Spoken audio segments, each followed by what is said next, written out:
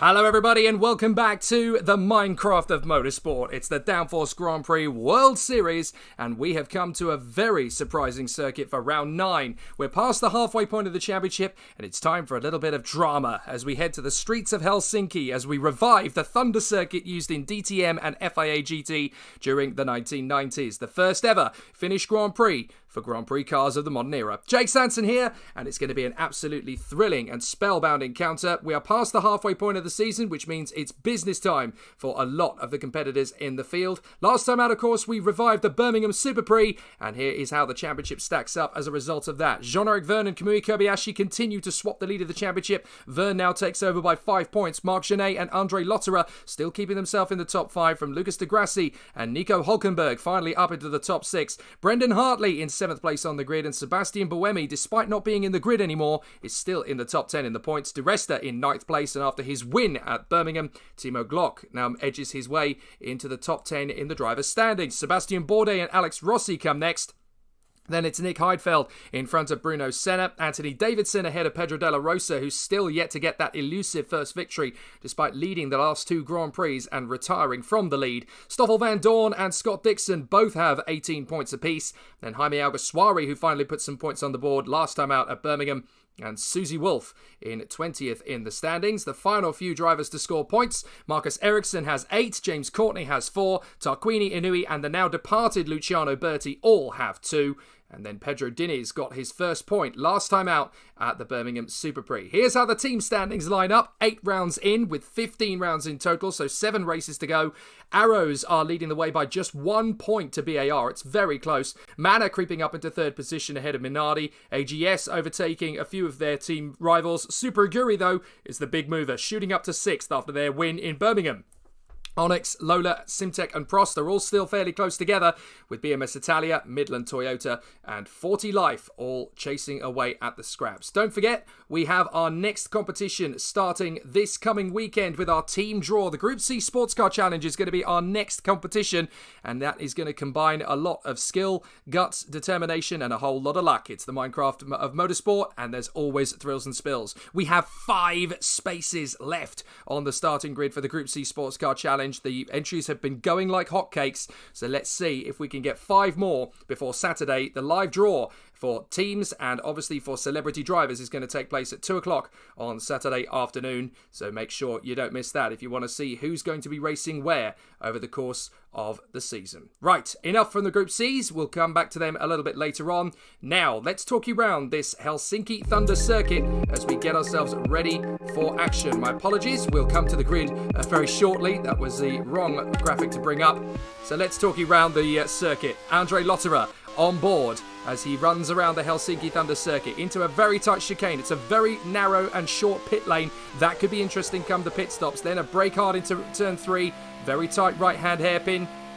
The walls are very close. The circuit is wide in places but narrow in others, which is going to make a very tough race for our Grand Prix cars. They come through the second chicane and then sweeping round the right-hander. You get very fast through here, but then you've got to brake very carefully for that right-left sequence back on the power and up towards the shopping complex. This is where things are going to get very tricky for the cars. They've obviously gone very, very high speed. Now they've got to brake hard into the right-hander, and they've got to take a wide berth because it sets you up nicely for the next combination of corners. Left, a little blip on the power. Right, very reminiscent of Adelaide in Australia, that section. Now you're coming back up on the power again, and it's a very strange section of right, left, right. And then you come through to the next right-hander and down the short stretch. Up into a heavy braking zone again for the right-hander. Massive grandstand to the left-hand side. Plenty of people will be able to watch the action through the left and then blipping on the power again into the right-hander. This is where a lot of drivers found it tricky going in the qualifying session. It's easy to get a mistake or two through the left and then through the next right-hander. A much faster set of corners than you first give them credit for. You've got to balance the throttle here into the final chicane and over the start-finish line once again. It's not easy to get right, as André Lotterer has proved. So let's talk you through the starting grid for the Helsinki Thunder Grand Prix. Pole position, it is Timo Glock in the Super Aguri. 0.4 of a second clear of Pedro Della Rosa from Jean-Eric Vergne and Kamui Kobayashi. Then Nick Heidfeld and Stoffel van Dorn. Lucas de Grassi in 7th on the grid from Marc Genet. And then it's Pascal Wehrlein and Bruno Senna that round out the top 10. Brendan Hartley and Marcus Ericsson line up together on row 6 from Alexander Rossi and Nick Heidfeld still struggling in the second Super Aguri. Pedro Diniz and André Lotterer together on row 8 from James Courtney and a rather disappointed Scott Dixon. Gabriele Tarquini and Anthony Davidson in the top 10. Sebastian Bourdais and Taki Inui, and then Susie Wolf and Jean-Denis Delatraz with at the back of the grid taking grid penalties from their misdemeanors at Pau. Nico Hulkenberg and Paul de Resta will start this race from the back of the grid. Get yourself a decent vantage point, folks. This is going to be a good one.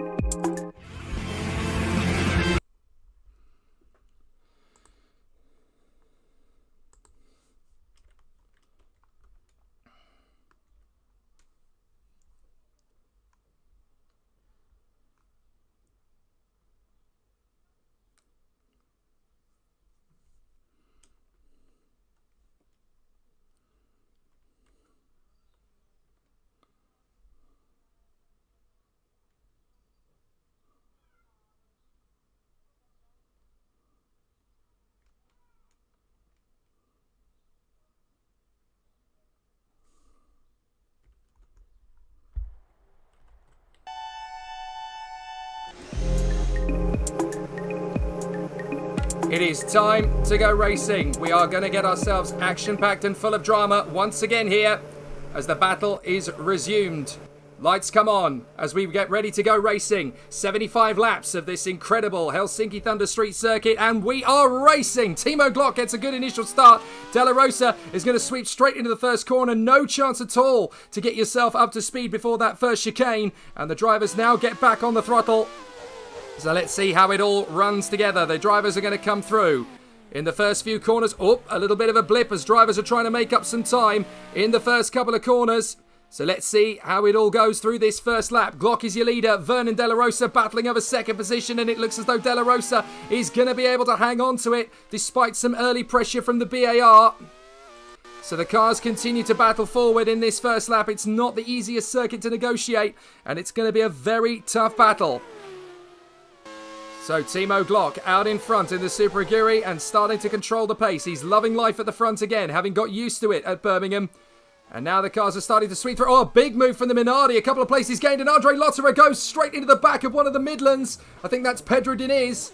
So André Lotterer, and then getting a nudge from one of the BMS Italias as the cars skate their way through. Lots of drivers trying to make up ground, and there's damage to Alex Rossi's AGS. Looks as though Nico Hulkenberg has made a decent start, getting through a couple of cars already.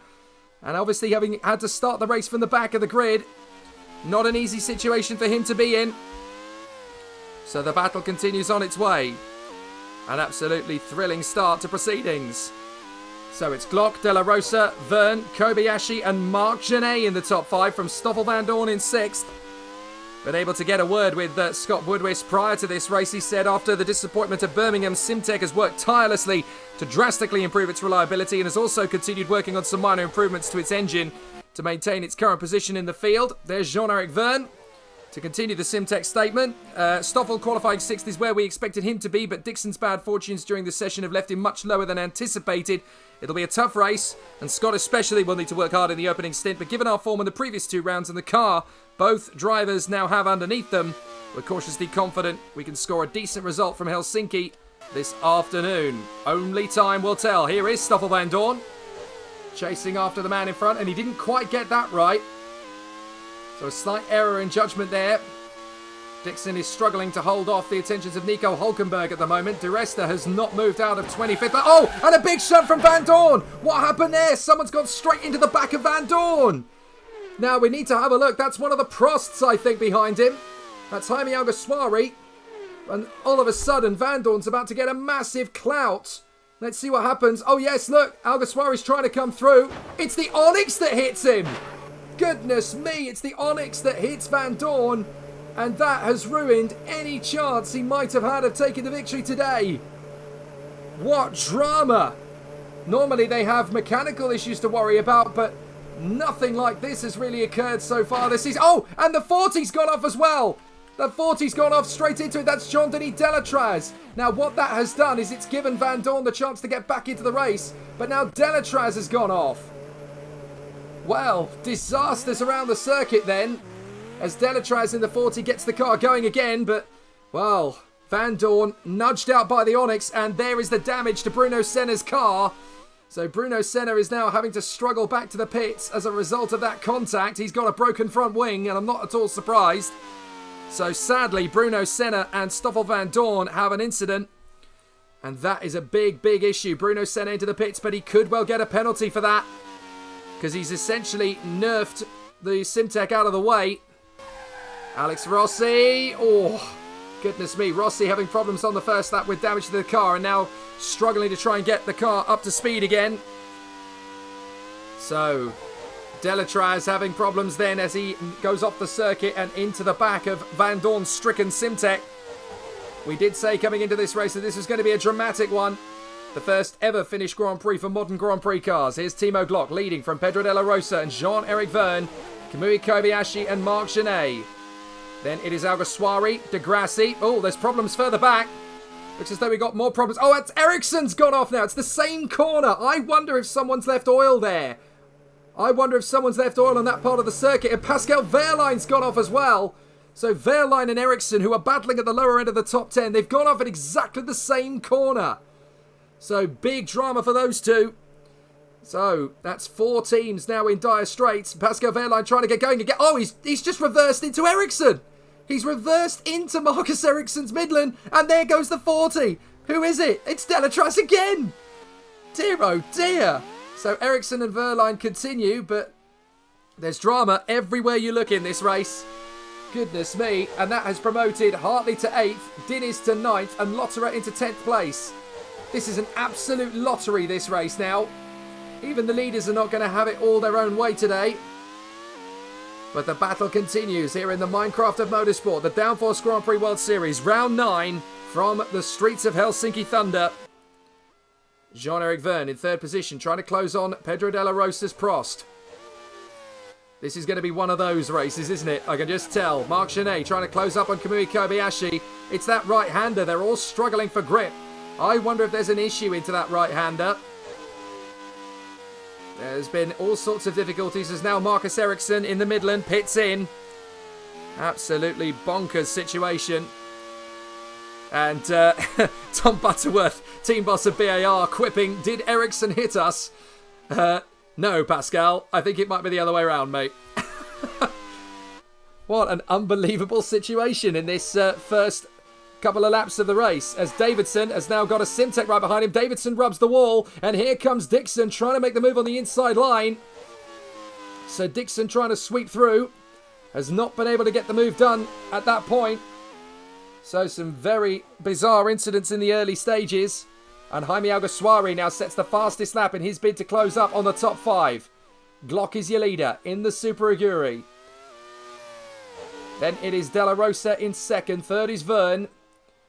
But this is turning into quite a thrilling race, and it's going to be a very tough battle for all of the competitors as they continue to surge forward. Down the back straight and up to the trouble spot. It's a very obscure circuit, this. You can see the back end of the circuit tagging onto the main straight. A very interesting dynamic, this circuit. Always was when it was used in the late 1990s, early to mid 1990s, I should say as well. Sorry, the DTM circuit, and obviously FIA GT went and used it as well. Not the easiest circuit to get used to, but Timo Glock certainly starting to... Oh! James Courtney goes straight into the back of one of the Midlands, and it's Pedro Diniz. Pedro Diniz in trouble. So Diniz having a problem there, and it's James Courtney now, and it's exactly the same circuit. Well, sorry, of course it's the same circuit. It's the same corner, is what I meant to say. And now Pedro Diniz is trying to get out of the war zone there with James Courtney in trouble. Courtney rejoins right in front of Rossi. And Diniz is trying to spin turn the Midland. So several drivers now in trouble. But obviously it's not the easiest position to be in. So several drivers have now ended up dropping it in various points around the circuit. Well, it's caused more headache for some than others. And Gabriele Tarquini, a puff of smoke, tyre smoke, as he tries to close up on the top 10.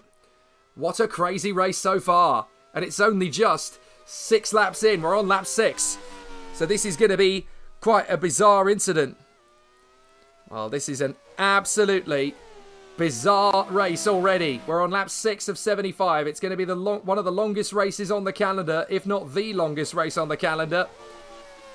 And it's going to be quite an interesting one for some of these drivers out there. Verne running well in front of Kobayashi and Janae. James Courtney comes into the pits to repair his front nose. But this is going to have so many twists in the tail, this particular race. As Jean-Eric Verne negotiates the S's. Hulkenberg making his bid up the inside of Bourdais. Can he get through on the inside of the Onyx? He's going to try. And Bourdais going to try and get up the inside of the Simtek of Dixon. And he nudges him as he tries to get away from the arrows. Well, I think they both got away with that, but that was very, very close indeed. And Bourdais may get a slap in the wrist for that one. Absolutely crazy race, as drivers are really starting to go for some bold moves now. They want to take advantage of the situation. And of course, drama breeds drama. Because there are drivers having issues and having difficult days, some of these racers out there are thinking, do you know what? I've got a chance to get a decent position, so I'm going to go for it. And to hell with the consequences on a couple of occasions. But it's Glock, Della Rosa, Verne, Kobayashi and Marc Genet. Then it's Alguersuari, De Grassi, Hartley, Lotterer and Nick Heidfeld is up to 10th place. And then we have Tarquini in 11th from Davidson, Bourdais, Dixon and Hulkenberg. And then it's Inouye, De Resta, Wolf, Van Dorn, Senna. And then we've got Rossi, Diniz, Delatraz, Wehrlein, Courtney and Ericsson. All of them still running, but having had crazy races. Now this is Genet going wheel to wheel with Alguersuari. Trying to come around the outside and he's held onto the place. So Genet holds on in front of Alguersuari. So Della Rosa knitting his way through the S's at the moment. Still an absolutely fascinating battle as Andre Lotterer continues to battle away. Here's Stoffel Van Dorn. Back into the race and now up to 19th after all the drama. So there's battles like you wouldn't believe at the moment. And Scott Woodward's team principal, who's known as Rapid Scorpion on YouTube, has actually written in, leave my cars alone.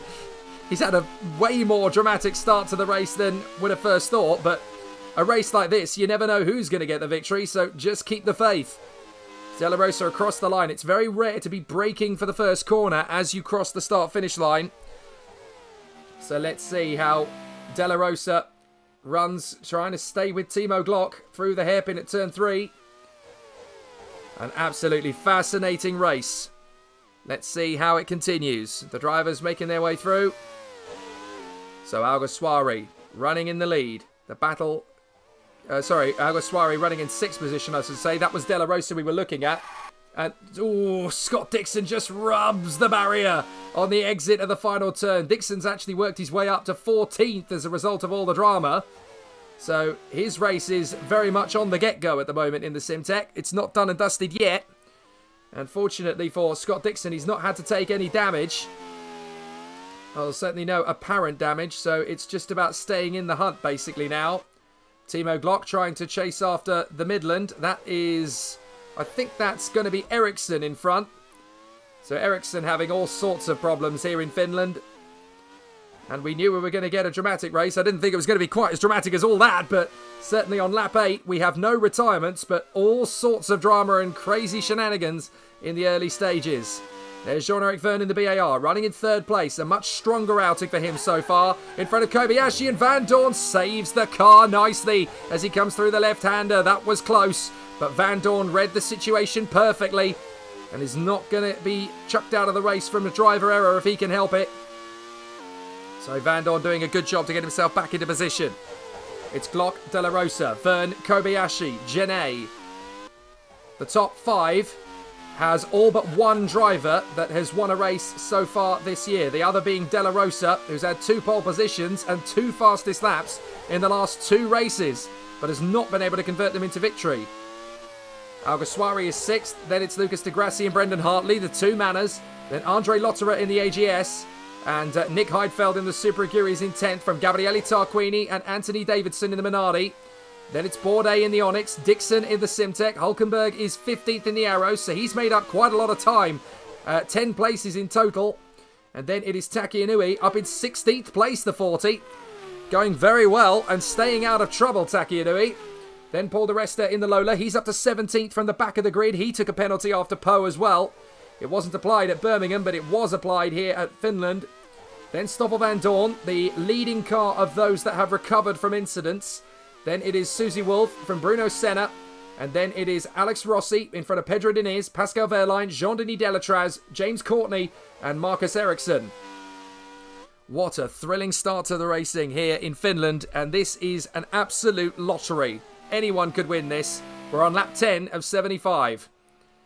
So the carnage and the drama really is coming under wraps here in Finland.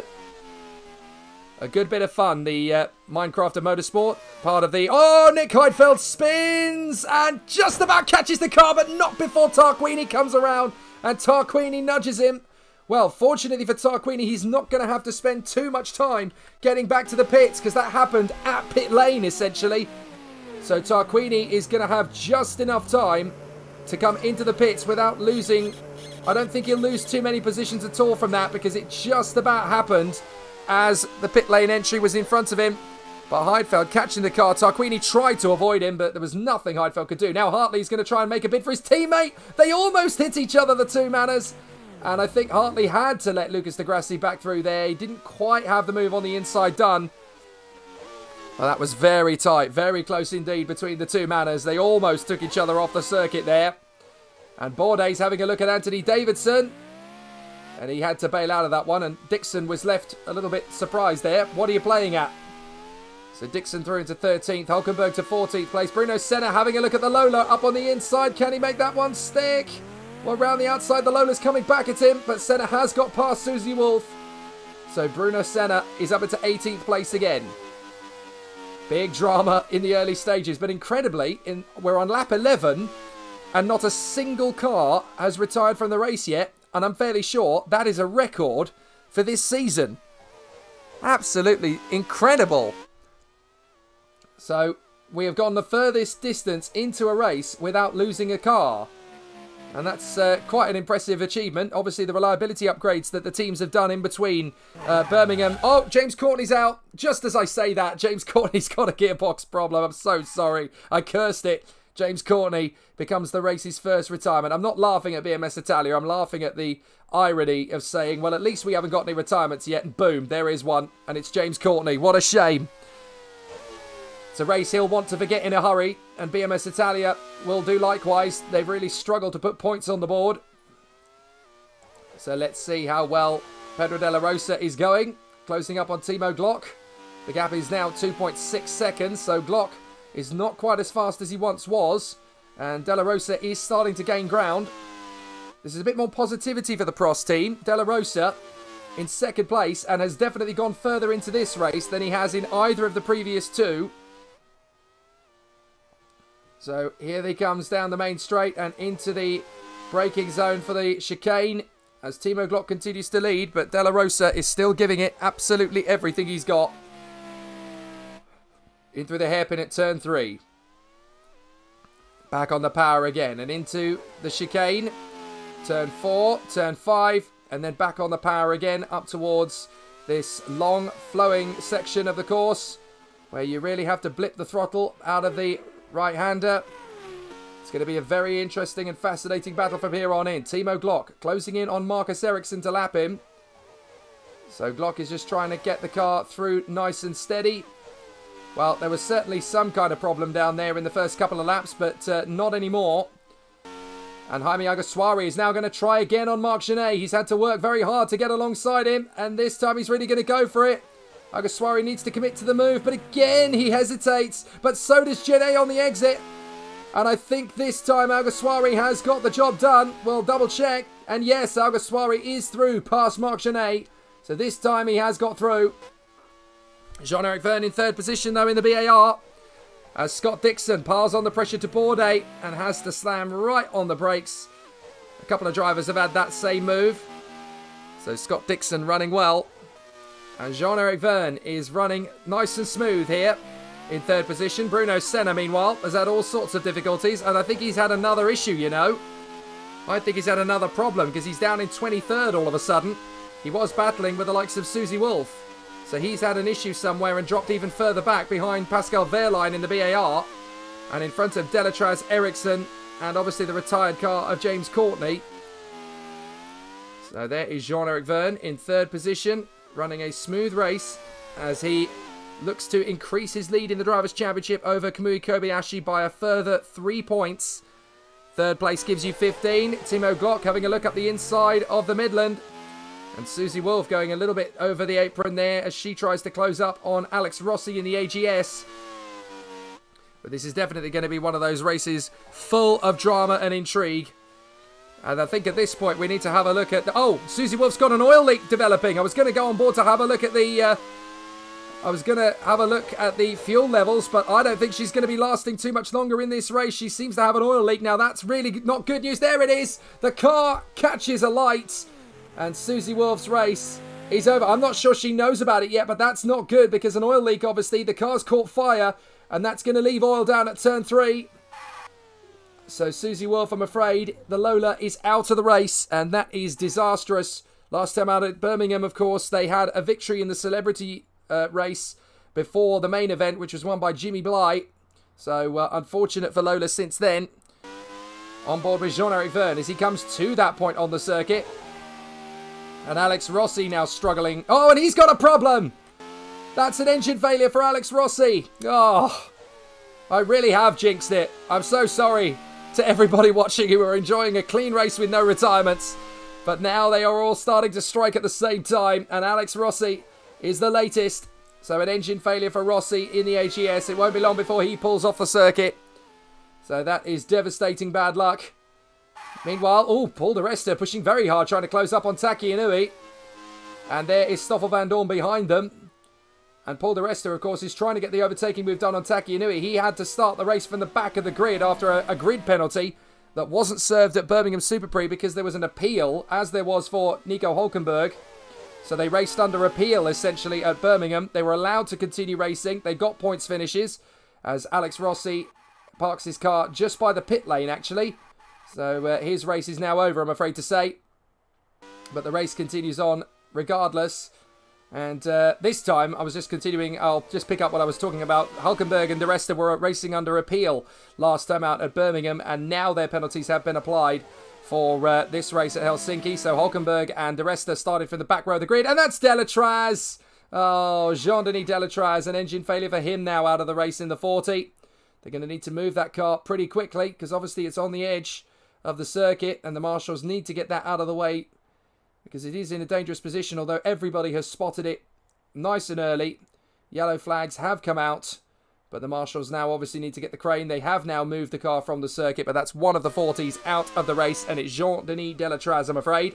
There's Hulkenberg. Now, he's come up to 13th place, and good that we're watching him, because he was second last time out, but of course carried a back-of-the-grid penalty for this race after his shenanigans at Pau. But he is fighting his way back to the points, and Emma Butterworth did say, pre-race, team principal of the Arrow squad, did say that they're confident Hulkenberg can make his way up the grid. He just needed to stay out of trouble. And he's definitely going well. So not a bad run. Through they come again. And on to the straight comes Nico Hulkenberg. Battling away. Dave Goddard not happy with his 40 breaking down. But the Life engine is one of the most vulnerable in the paddock. And has not had a massive track record of reliability. So unfortunately the 40 comes to a stop again for Jean-Denis Delatraz. Meanwhile, Hulkenberg is trying to shake off Scott Dixon as these two battle away for position. Dixon in 14th, Hulkenberg is 13th. Now, who's overtaken both of them? We've had Rossi, Delatraz, Wolff and Courtney all out of the race. Senna's had another problem somewhere. He's now down the order. Oh, no, sorry. Because Delatraz is out of the race, of course, in the 40. So that was the only car other than Marcus Ericsson that was behind him. So Glock is your leader. De La Rosa second. Then Verne, Kobayashi and Alguersuari. Here's Pedro De La Rosa. Running a solid race. Oh, and that's Lucas Di Grassi overshooting into the first hairpin. He manages to get that car stopped in time, though. And it's his teammate Brendan Hartley that's able to close up a little bit more. So not the easiest situation for the cars to be in, that is for sure. And so through they come again. But it is the manner of Lucas Di Grassi who leads his teammate in the battle for 7th position as Pedro De La Rosa knits his way through the chicane in front of Jean-Eric Verne, the championship leader. And there's Marc Genet in the Minardi. Not a bad run. Now, I should point out that we are going to run a second Downforce Grand Prix World Series, the official championship, coming up later in the year, and it will be extended to a double grid. So there won't be just 13 teams in the Grand Prix World Series. There will be 26, and it will all be vintage Grand Prix teams that never made it. So let's see how it all fares. Meanwhile, further down the field, let's have a look through the drivers at the front end of the field, and we'll look at fuel strategies as we go. Here's Timo Glock, 2.7 ahead of De La Rosa. There's not much in it, and he's going to go to about lap 40. So he's on a one-stop strategy. Now, De La Rosa might be on a two-stop, but he's definitely going a little bit shorter into the race than Glock. Jean-Eric Verne's going long, as is Kamui Kobayashi, very long for the Arrows driver. Alguersuari's got a light fuel load on board. He'll be one of the first ones to pit. Then Marc Genet in the Minardi. He's going to go a bit further into the race as well. Probably about lap 38, 39 he'll come in. And Lucas Di Grassi probably about lap 40. His teammate Hartley, though, could really do with his teammate getting out of the way and gaining some ground back, because he's going to be pitting a little bit earlier. Andre Lotterer running on a 25-lap stint. Well, he's 17 laps in, so that's going to be about lap 40. And he's actually going faster than he has gone in the previous laps. Heidfeld has got 18 more laps on board, so he's going to go probably to about lap 34, I would say. Lap 33 maybe. Then Davidson, about the same.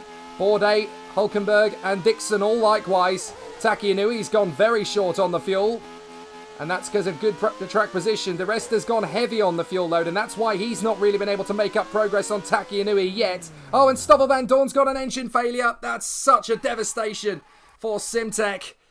Oh, that's cruel. Stoffel Van Dorn was not destined to win the race anyway. Engine failure taking him out of the action. That's cruel, cruel luck again at Simtek. So Tarquini, 18 laps of fuel. Diniz, Wehrlein and Bruno Senna all going relatively short. Ericsson into the race as well. And that is the entirety of the fuel strategy taken into account. But that's devastating bad luck for Stoffel Van Dorn and the Simtek crew. They had a great chance to win today. They'll have to come back at the next round of the championship, which is in Chennai in India on the Madras Motorsports Park, just down the road from Irangatu Kotai. And that's where the next round is going to be as we leave Europe and head over to Asia. And the race at Chennai is definitely going to be an interesting one, because it'll obviously come off the back of this one. And after Chennai, they'll get their reliability and performance upgrades. Now, here comes Bourdais up on the inside of Davidson's Minardi. And Hulkenberg trying to come through. That's a big lunge from the Simtek. Was there a move or two there? We'll have to double check. And yes, Dixon did sweep past up the inside of Hulkenberg. Lovely move from Dixon. He totally read the situation perfectly and made up another couple of places as a result of that. So Scott Dixon reading the situation perfectly. Bourdais up the inside of Davidson.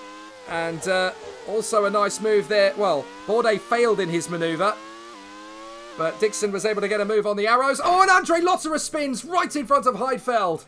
So now Lotterer's got to try and get the car going again without losing too many positions. He's lost one place. That's very well safe from Andre Lotterer. But the thing is, he rubbed the wall on the back of the car and the front, so he's got to hope he hasn't done too much damage. But he was lucky to get away with that, Andre Lotterer. Meanwhile, Timo Glock is struggling with Marcus Ericsson, who has become a bit of a mobile chicane. What's happened to De La Rosa? De La Rosa's dropped back. He's still there, but he's got a brake problem. De La Rosa's got a brake problem, so he's going to have to come into the pits. He's got to be very careful. Verne's going to get by. There's nothing he can do about that, but if he can get back to the pits, he can get it sorted, and he should be able to keep going. But De La Rosa's got to be so careful bringing that Prost back to the pits. So here he comes. And unfortunately for De La Rosa, his second place chance has gone. Oh, and he's lost the car. He's lost it. And he's hit the barrier. De La Rosa out again. Oh, agony for Prost yet again. It seems as though Prost and Simtek really do get the brunt of everything in this championship. But Timo Glock out in front of Jean-Eric Vergne and Kamui Kobayashi now. With Alguersuari 4th, Marc Genet in 5th place. And then in 6th position it is De Grassi in front of Heidfeld, Lotterer, Davidson and Bourdais. And then it's Hulkenberg and Dixon just outside the points from Hartley, Inouye, De Resta, Tarquini and then Diniz from Wehrlein, Senna and Ericsson. 20 cars still running the race. Now the retirement of Pedro de la Rosa has been confirmed. He was trying to get it back to the pits, but he just ended up hitting the barrier and that must have done damage to the suspension. But it's all over for De La Rosa. What a shame. So now Timo Glock leads in the Super Aguri. And Jean-Eric Vergne is now second in the BAR in front of Kobayashi, Alguersuari and Genet. In 6th place it's De Grassi. And what's happened to Hartley? Hartley has dropped back to about 13th place. Something's happened to Brendan Hartley. We didn't see that, but Hartley's had an issue somewhere. So that's not gone well for Brendan Hartley. I didn't see whether he made a pit stop or not. Maybe it was an early pit stop for Hartley, but I didn't see it, so unfortunate that we missed what happened to Brendan Hartley. We'll have to go on board and have a double check with Brendan Hartley's car. Let's have a look and see.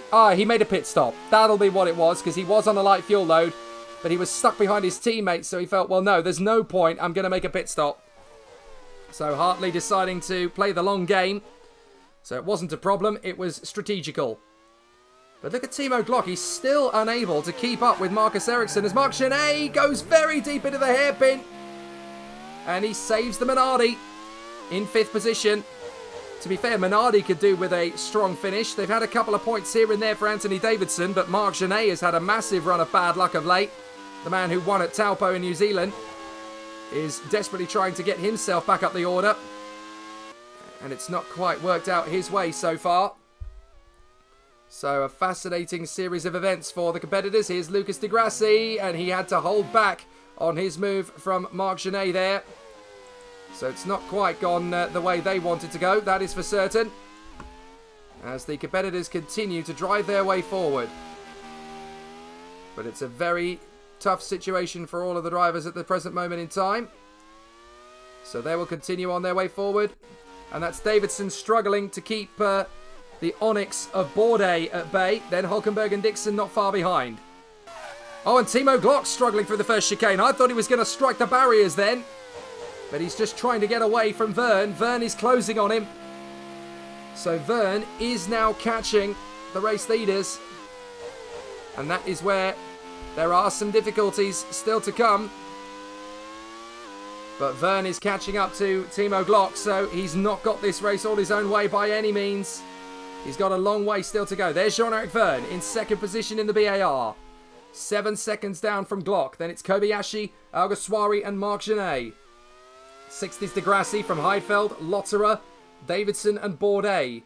Incredibly, we have 8 different teams within the top 10 places at this moment. Oh, and Marcus Ericsson strikes the barrier. Now that's going to impede Timo Glock, because Glock is just behind him. There he is. So Glock now needs to find a way to come through as Paul Di Resta comes into the pits after his... I'm assuming that's strategical. No, he's got a loose wheel. So Di Resta with a loose wheel having to come in and make a pit stop. So Paul Di Resta from the back of the grid trying to work his way back into a position.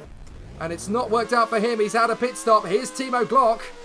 Currently sat behind Marcus Ericsson, and now Hulkenberg trying to make his bid to come through on Bourdais. Is he going to get there? Oh, tough to tell. He hasn't quite been able to make the move on that particular occasion. So he's now having to bide his time and wait for his moment. Here's Timo Glock lapping Marcus Ericsson at last, although Ericsson isn't exactly making it easy for him. But Glock does get through. So no major issue there. So a fascinating situation as Glock leads from Vergne in 2nd place. Then Kobayashi, Alguersuari and Marc Genet. Bruno Senna squabbling there behind Pascal Wehrlein, having had his problem earlier on in the race. So a fascinating situation for a couple of the drivers down there. And Timo Glock continues on his way. Andre Lotterer seems to be struggling a little bit with handling there on the car. I wonder if this is becoming a bit of a strangled situation for him. But this train of cars is starting to form now as Lotterer runs in 8th position in front of Davidson, Bourdais, Hulkenberg and Scott Dixon. So a fascinating duel going on here. And I have to say, it's all turning into quite a thriller. 6 retirements: Della Rosa, Van Dorn, Rossi, Delatraz, Wolf and Courtney. And we're on lap 23. Oh, Jean-Eric Verne nearly loses it. From 2nd position, the championship leader nearly bins it in the left-hander. Manages to save the car. But even Jean-Eric Verne, who is catching Timo Glock, the gap is down to 5 seconds. He is pushing hard. And these two have well and truly driven away from the rest of the pack. Kobayashi struggling to keep up with them even in 3rd place. Alguersuari is 4th. Genet is 5th. And they are close, these two. Look, 3 of them, in fact. They're all close together because Kobayashi, with a heavy fuel load, is now starting to hold up the field. But he seems to think that the one-stop strategy is best as Alguersuari pits. Alguersuari, the first of the big names to pit in. So let's watch this pit stop. Alguersuari in pit road, and he's gone for a fairly reasonable second stint. So that should take him to about lap 52, I would have thought. This is not bad going from Alguersuari. Let's see how it impacts on his race. So from P4, Alguersuari still has a good chance of a podium. He got one last time out at Birmingham, don't forget, just by staying in the hunt. And he's got a good opportunity again to make it work. So Taki Inui in the pits now. He makes a pit stop. He's doing a great job, actually. Taki Inui in Finland in 14th place before the pit stop. And just by staying in it, Taki Inui is keeping himself very much in the game. He's got a point or two on the horizon if he keeps this up. Kamui Kobayashi now 3rd in front of Marc Genet. But the Arrows is still heavy with a massive fuel load on board. So surely he's going to lose more time to Marc Genet as Taki Inui comes out right behind Pascal Wehrlein. Or is that Jean-Eric Verne, in fact, as Timo Glock sets the fastest lap of the race, trying to get away from Jean-Eric Verne. And the gap has come up again to 6.3 seconds. So there is a response now from Timo Glock in the lead. He is doing his best. So an absolutely fascinating race, and it continues to grow in stature and excitement.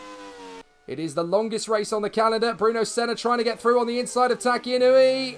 Taki's not going to be intimidated, and now Bruno Senna's going to try and get him on the way out of the turn, and he's done it round the outside. Bruno Senna gets there on Taki Inui. So Glock is still your race leader. Verne 2nd, Kobayashi 3rd, Marc Genet in P4, and then Lucas Di Grassi in P5 in the Manor. So through they come again. An absolutely fascinating battle for all of the competitors. But Kamui Kobayashi is just 5 points behind Jean-Eric Verne in the Drivers' Championship. So he will want to get back on terms with Verne in front of him. And Tarquini loses it and hits the barrier. And it looks as though the car is okay to carry on. But boy, was he lucky. Gabriele Tarquini getting away with that one. It sounded pretty nasty, but he must have hit it at exactly the right angle to be able to keep going. So Tarquini gets away with that. And Jean-Eric Verne, meanwhile, in 2nd position, is still trying to close up on Timo Glock, who gets another new fastest lap in, a 1:30.86, I think, that time. So Timo Glock is desperately trying to get away from Jean-Eric Verne, who is giving him plenty of pressure in the BAR. And the gap is backed up to 7.6 seconds. The Super Aguri finally has the competitive package it needs to start winning races regularly. Tarquini struggling to hold off Pedro Diniz as the BMS Italia and the Midland battle for position. Fascinating to see what these amazing team managers have done to gather a field of drivers and teams together. And the Grand Prix World Series is going to be the pinnacle of the Retro Racing Management League. We'll have a Group C series next. We're also considering the Champ Car days from the Kart Champ Cars era, the Indy Racing League, and even touring cars is on our list. As Hulkenberg comes into the pits from P12. So Hulkenberg comes in. If there's any particular leagues you'd like to see from our channel, then do please let us know in the comments. We are thinking about V8 supercars as well. Scott Dixon is slowing. Oh, gearbox issues for Scott Dixon. It's over for Simtech again. That is devastating. What an absolute rout for Simtech. Disastrous. The cars were looking much stronger into this second half of the season. They had a good run at Po, second place. But it's a non-finish for the team today. So no Simtex will make it to the flag. That is absolutely devastating. Well, Timo Glock continues. Jean-Eric Verne in second place. Kobayashi, Gene and Degrassi.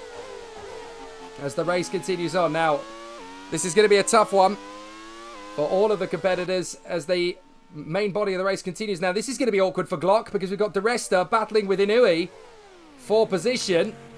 And they've got Timo Glock behind. Glock is actually nudging him. Get out of the way!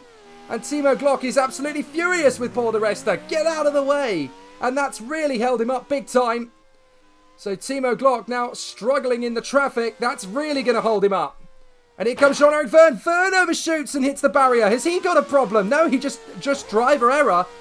I think the team must have told him over the radio that Glock is in traffic. You could step on it and really start to catch him up now. And it puts him off.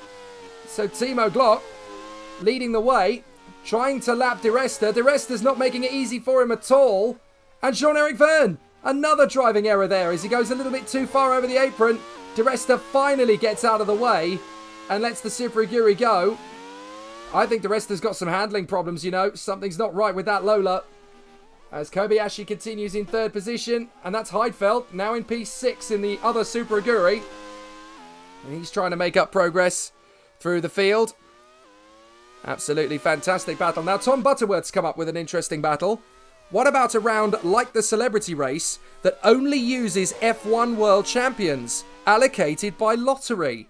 Now, that sounds like a fantastic idea. I'm up for that. That sounds brilliant. I don't know if you guys think that's any good either, but I'm absolutely defo on board with that one. Now, the question is, are there 26 F1 World Champions still active and on the scene in Formula 1? That's the only problem. Sebastian Bourdais in the pits in P9. So Bourdais coming into the pits from the top 10. And it's going to be an absolutely fascinating battle, but they are continuing on. So Glock, Verne, Kobayashi, Gene and Degrassi in the top 5 at the moment. In P6 is Heidfeld, 7th is Alguersuari, and then 8th is Lotterer from Hartley and Davidson. 11th is Bourdais, then Tarquini, Diniz, Hulkenberg, Wehrlein, Senna, Inui, De Resta and Ericsson. And then we have the retirements, namely Dixon, De La Rosa, Van Dorn, Rossi, Delatraz, Wolf. Oh, Inui causing problems there for the leader. Taki Inui causing big problems for the race leader. Has he got a problem of his own, Taki Inui? No, he does not, but he just caused a massive hold-up for Timo Glock. And I think Jean-Eric Verne knows it. The gap down to 3.6 now, as Marcus Ericsson is in the pits from what was already dead last, having all sorts of nightmares in the Midland. But Jean-Eric Verne is now catching up to these guys. This race could be decided by the lack of blue flags. I was going to say by the blue flags, but there seems to be a distinct lack of them, as Marc Genet has now been caught by Lucas de Grassi as well. Oh, Nick Heidfeld into the first corner. A little bit of a struggle there through the first hairpin, but still going okay. So an absolutely incredible battle. Well, Tom Butterworth has mentioned that there are 19 still kicking, but you need 26 cars to make a race. So maybe Grand Prix winners would be a better one. Grand Prix race winners would probably be a better one. And seeing as how Michael Schumacher is still fighting, keep fighting, Michael. Perhaps we should make it the Michael Schumacher Trophy.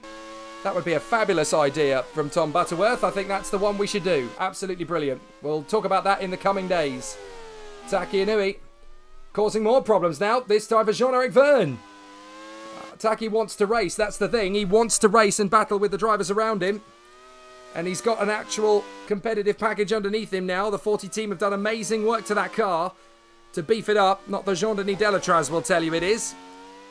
But you do get the sense that if you put two slightly more competitive drivers in that 40, there would probably be some better results. I mean, we saw Jim Chan. Is that a Minardi in trouble in the pit lane? Is that a Minardi in trouble in the pit lane? Yes, it is. Anthony Davidson's had an incident in the pit lane. What on earth has happened to Davidson? He seems to have had an off in pit lane. I've never seen that before. Well, that is something very different, and I'm afraid Anthony Davidson has nothing but himself to blame for that one, I guess. But Davidson appears to have accelerated hard out of the pit lane and spun in the pit lane. Oh, that's a bit different. So, a very interesting situation there. And there's the Super Aguri of Nick Heidfeld, still in P6. Now that Verne has been held up by the traffic, the gap has come back up to 7 seconds, but that's not going to help out Jean-Eric Verne's car. He's had to try and get rid of the traffic the same way. But this is an absolutely fascinating battle.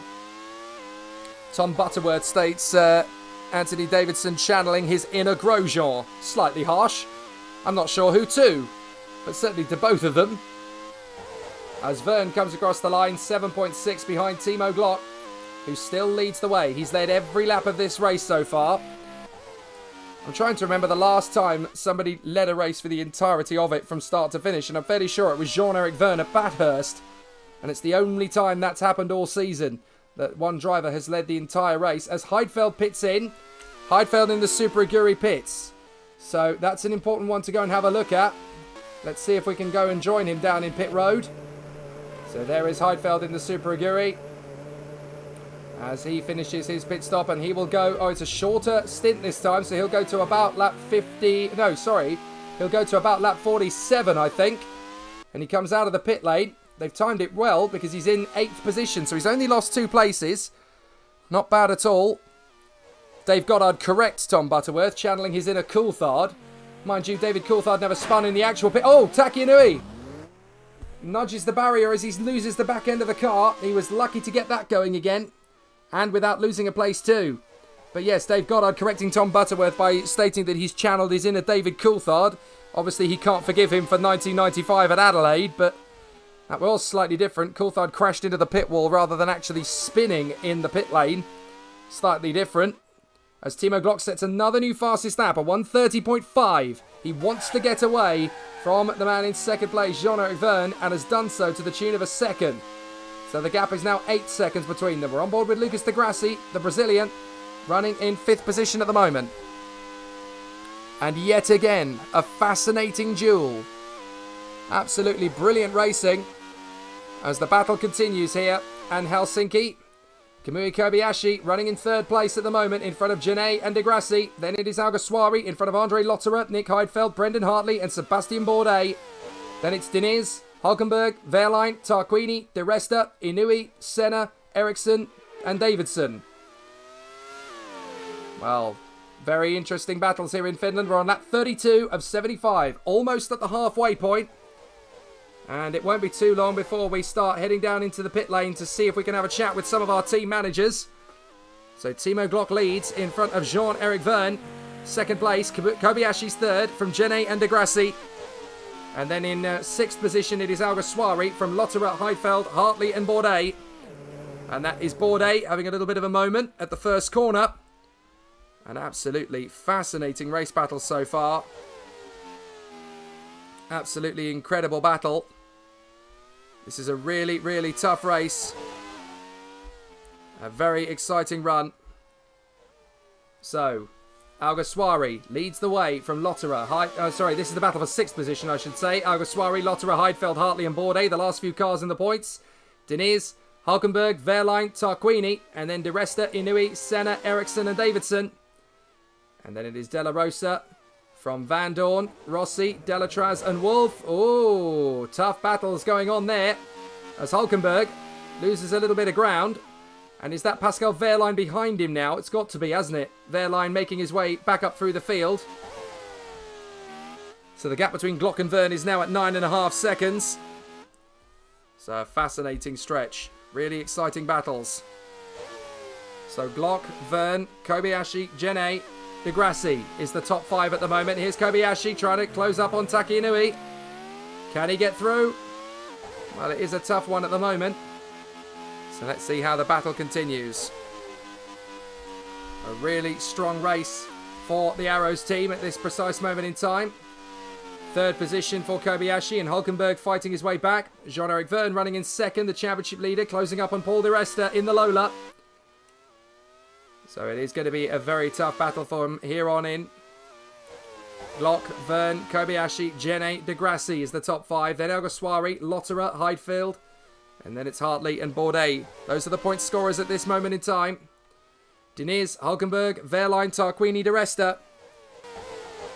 And then it is Inouye, Senna, Ericsson and Davidson. The retirements, Scott Dixon and Pedro de la Rosa, Stoffel van Dorn, and then Alex Rossi, Jean-Denis Delatraz, Susie Wolf and James Courtney. All for various reasons, but this man keeps it lit up at the front end of the field. Timo Glock continues out in the lead here in Helsinki. And next up, of course, is Chennai, when we head to the Madras Motorsport Park in India. Jean-Eric Vergne pushing it very hard indeed to try and move his way up the order. Then Kamui Kobayashi now trying to get past Taki Inouye, who doesn't provide any challenge for it really. So Hulkenberg still running well. A very exciting battle still continuing on here and raging as the competitors move forward. So here is the battle. Up at the front end of the field, Glock, Vergne and Kobayashi, Gene and De Grassi. Let's see if we can go down into the pit lane and have a word with a few of our team managers as they now battle for position up at the front end of the field. I'll see if we can have a quick word. Oh, Topher Smith talking about something that's easier to pronounce. Maybe Timo Glock's getting a bit hard for you to say? Is that not what you were on about? Talking about something else? We were actually discussing the next round in Chennai, how it's a lot more easy to pronounce than Irungato Katai. Yes, that one, whatever that was. Yeah, I'm not even going to attempt Fair it enough. myself, Jake. It's the Madras Motorsport Park for those who don't know, but that is the next round of the championship. Tell us, so far so good. You've obviously got Glock in the lead of the race, but also Heidfeld in P6. That's much better than you were hoping for. That's not what you were on about. I'm very happy with how Timo's getting on at the moment. He's just doing his thing up front. Oh, I see. Reliability is looking good at the moment. Stop shutting away. Topher, have you got your speakers on still? I can hear myself. Let me see if I can do something about that. Bless you, that doesn't normally happen. Anyway, let's talk about strategy, because Glock is going quite well, 10 seconds ahead of Vergne. You guys are really struggling in the traffic, but it's not the easiest situation when you've got drivers left, right and centre, and it's been a crazy race so far. Absolutely it has. Glock was massively held up by the traffic, especially by Inouye earlier on. We were worried that Vergne was going to catch up towards and possibly attempt an overtake, but then he got caught up in the same traffic. So, yeah, I mean, Timo did what he could to manage the traffic. He made his way through cautiously, timed his overtakes to perfection, and he currently still holds the lead. He's doing a good job. Fair enough. Hopefully it's going to continue in that way. Good luck. Let's talk to Tom Cairns over at the Prost team. Devastation again for De La Rosa in a great position, but this time a brake problem, and he just ended up striking the barrier at the wrong moment before a couple of more corners. He'd have probably been able to get that back to the pits, but a difficult race. But Alguersuari's still very much in the hunt for a decent finish. First of all, with De La Rosa, he had a brake problem that pulled him out. Yeah, it's a massive shame for him again. I think that's fourth race this season where he's been running in the top 2 before retiring. So he's running bad luck and doesn't seem to end at the moment. With Alguersuari, he's doing another good drive. He came in a lot before the other guys have yet to do at the moment. We're just waiting to see if he can leapfrog De Grassi and Kobayashi. Well, he was ahead of De Grassi anyway, but we're just hoping that we can leapfrog him ahead of Kobayashi into third position. But I believe he's got another pit stop that he needs to do, so he's got to leapfrog Kobayashi and pull out a big enough gap to him if he wants to finish the podium, unless the lights. Well, fair enough, Tom. Thanks for the update, but we've had an incident. It's Bruno Senna. Bruno Senna has gone off at exactly the same corner as where we've had most of the troubles. And Bruno Senna's lost his front wing, so that's really not helped out the Onyx team. Meanwhile, Jean-Eric Vergne is just lapping Gabriele Tarquini, going around the outside to get that position. And to be fair, Timo Glock really has been able to take advantage of the situation as Vergne comes into the pits. So Vergne is having a pit stop. Now, this is a critical one. This is for the race lead. Vergne obviously struggling in the traffic. Now, look, he's going to try and go to the end of the race on one stop. He's only going to make a one-stop strategy here. So Jean-Eric Vergne deciding to make a big moment here. And he's just going for a one-stop strategy. Tom Butterworth has been in our chat box and commented, as Mark Genet has also come in, not wanting to jinx the Wehrlein car, but no handling errors so far from Pascal. Looks like our new chassis is performing. It's just a shame that Marcus is clearly jealous of our improvements. Talking about Marcus Ericsson's car there, going into the... well, it looked as though Wehrlein actually reversed into Ericsson a little earlier on, but that'll be one of those incidents where they'll say, well, we didn't see him, so we don't know what the situation is going to be about that one. And wanted to take him out, says Tom Butterworth. I'm not sure that's accurate. But Glock is your leader from Kobayashi, Degrassi and Vergne. But Vergne has decided to make a one-stop strategy, and I'm fairly sure that Glock, Kobayashi and Degrassi will do likewise. Pascal Wehrlein in the pits in P13. So the second BAR comes in just a lap later. And yes, they're going for a one-stop strategy too. And Timo Glock, the race leader, comes in. Now this is the important pit stop. So he's going to go one stop as well. A tough race this, but it's very similar to Monaco in terms of the strategy. They all seem to think that the one-stop strategy is the way to go. Oh, I wondered if Glock had a bit of an issue there coming out of the pits. But all seems well and good, and he rejoins in the lead just in front of Kamui Kobayashi. So Timo Glock continues his race and leads throughout. Well, a good afternoon to Stopwatch Hospitality and Paul Clark as he watches along on the stream. And he, of course, is going to be one of the new managers who joins us in the Group C Sports Car Challenge. And for all those of you who are motorsport fans and are watching along thinking, what shall I do while I'm sat here twiddling my thumbs, reminiscing about the Grand Prix that isn't happening this weekend? Well, Stopwatch Hospitality is actually running a massive quiz tomorrow evening at 6 p.m. UK time. So go and like and subscribe to them on Facebook. And you will get to be part of the Stopwatch Hospitality Mega Quiz. I'm doing it. I wouldn't miss that for all the tea in India, China and Sri Lanka put together. So an absolutely fabulous opportunity to go and play some games and have an amazing evening with Motorsport's premier Stopwatch Hospitality Suite. And that is the one that they have up at Brands Hatch, of course, but they do have others at Silverstone and at Donington Park.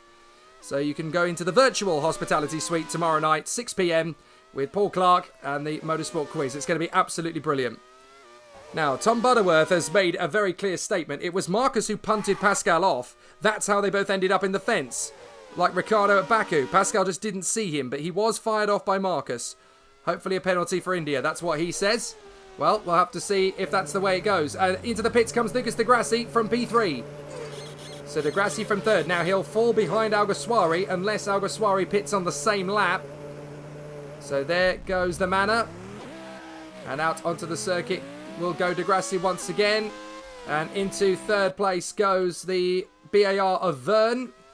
But Alguersuari remains on track as he battles with Degrassi out of the pit lane exit.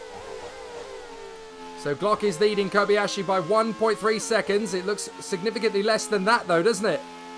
Looks less than a second to me, as Kobayashi, on a light fuel load, is closing up on Timo Glock. Now, it's worth bearing in mind that Kobayashi decided to go down the two-stop strategy route.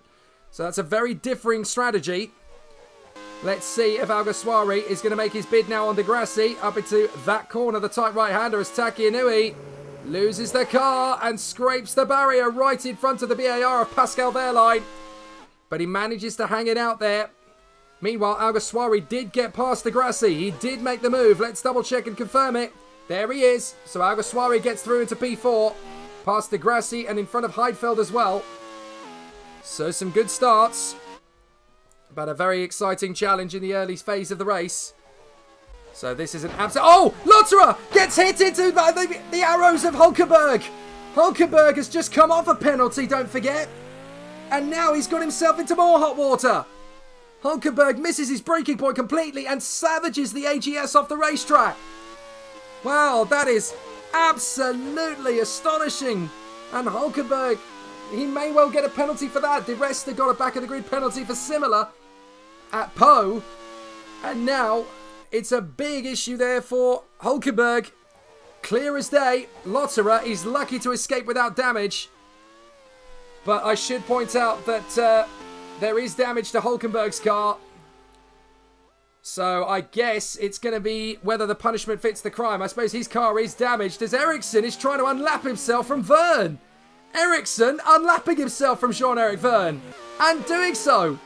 Well, Ericsson might be in some bitter problems here. No blue flags as far as he's concerned. And Verne is getting held up behind Marcus Ericsson as Hulkenberg pits in. And now Timo Glock is battling to lap Wehrlein. He's got a nudge from Kobayashi. Kobayashi trying to get him to hurry up. Goodness me. The Arrows cars have hit self-destruct. And into the pits comes Kobayashi. So he's now converting his strategy so that he can then finish the race on the fuel load he's got to the end. So there we go. It's going to be a tight old race, but I think that's the way Kobayashi feels is best. Wow, that is absolutely astonishing. But unfortunately, we can see that there's a big difficulty. And now it's going to be about whether or not Nico Hulkenberg can go the distance in this race. Because obviously, and whether he will receive a penalty or not. So this is going to be an interesting one for Kamui Kobayashi. But he did give a little bit of a nudge there to Glock to get him to hurry up. And I guess that was basically because he knew he was coming into the pits. So that is a big difficulty. Now we've just had a word from the race officials, and it has been sent to the teams that Nico Hulkenberg will not be penalised as he came off worse in the incident. Because, of course, Lotterer did not take any damage to the car. And Hulkenberg did take damage to the car. So they have obviously decided that Hulkenberg was basically his own worst enemy there. The punishment fits the crime. So, Glock is your leader. Verne in second. 20 seconds back, though. So, Verne has lost 10 seconds in the traffic. Just trying to get past these slower cars. And so Jean-Eric Verne is going to be hopping mad that any chance he might have had to close in and catch Glock has been severely compromised. Kobayashi third. Alguersuari fourth. De Grassi in fifth. And it looks like if it just stays like this, that's going to be your top five. Heidfeld, Hartley, Genet, Bourdais and Lotterer is the order in the top 10. Hulkenberg is coming to the pits to repair the car, and he definitely came off worse in the incident, so the race officials deciding that he will not be penalised. So, fascinating incident as Topher Smith sends a message to Emma Butterworth, sort your drivers out, as Kamui nudges Timo Glock pre-pit stop. And Tom Butterworth says, Ericsson may be sponsoring this round, but he is definitely off the BAR Christmas card list. Oh dear, good point. The advertising hoarding you just noticed there was indeed for Ericsson, not for Marcus Ericsson of course, but for the Ericsson Telephone Company. We're on board with Anthony Davidson, colouring himself in glory today. Not necessarily of the right kind as Heidfeld battles with the manners, and Heidfeld's got through in a 6th place there. 5th place, my apologies, he's made the move on De Grassi and got past. So De Grassi and Hartley are there in 6th and 7th place now in the 2 manners. The Cosworth engine just ticking over nicely there in 6th and 7th. But an absolutely fascinating situation for our competitors as Glock leads. Verne is 21 seconds back. Kobayashi third. Alguersuari fourth. And Heidfeld in 5th position. De Grassi spins right in front of teammate Brendan Hartley. And Lucas De Grassi having to try and spin turn the car. But he's ended up really making a pig's ear of it. He's now right into the barriers. And this is not going to be the easiest thing to negotiate for any of the drivers around him. Let's have a look from De Grassi as he tries to get going. Now De Grassi trying to spin turn the car. Lotter is going to be the next one in. And De Grassi has managed to get going again, but he's down in 9th position now. So a big spin, but full credit to Brendan Hartley there because he narrowly missed his teammate. He was very lucky not to hit him off the circuit. So that could have been very nasty indeed. But the battle continues as Glock is leading. Verne, Kobayashi, Alguersuari and Heidfeld. And there is Kamui Kobayashi trying to gain ground on his championship opponent, Jean-Eric Verne. The gap in them in the championship, if it stays like this, is going to remain slim, but it is going to increase for Verne from 5 points to 8 points as De Resta nudges the barrier in the Lola.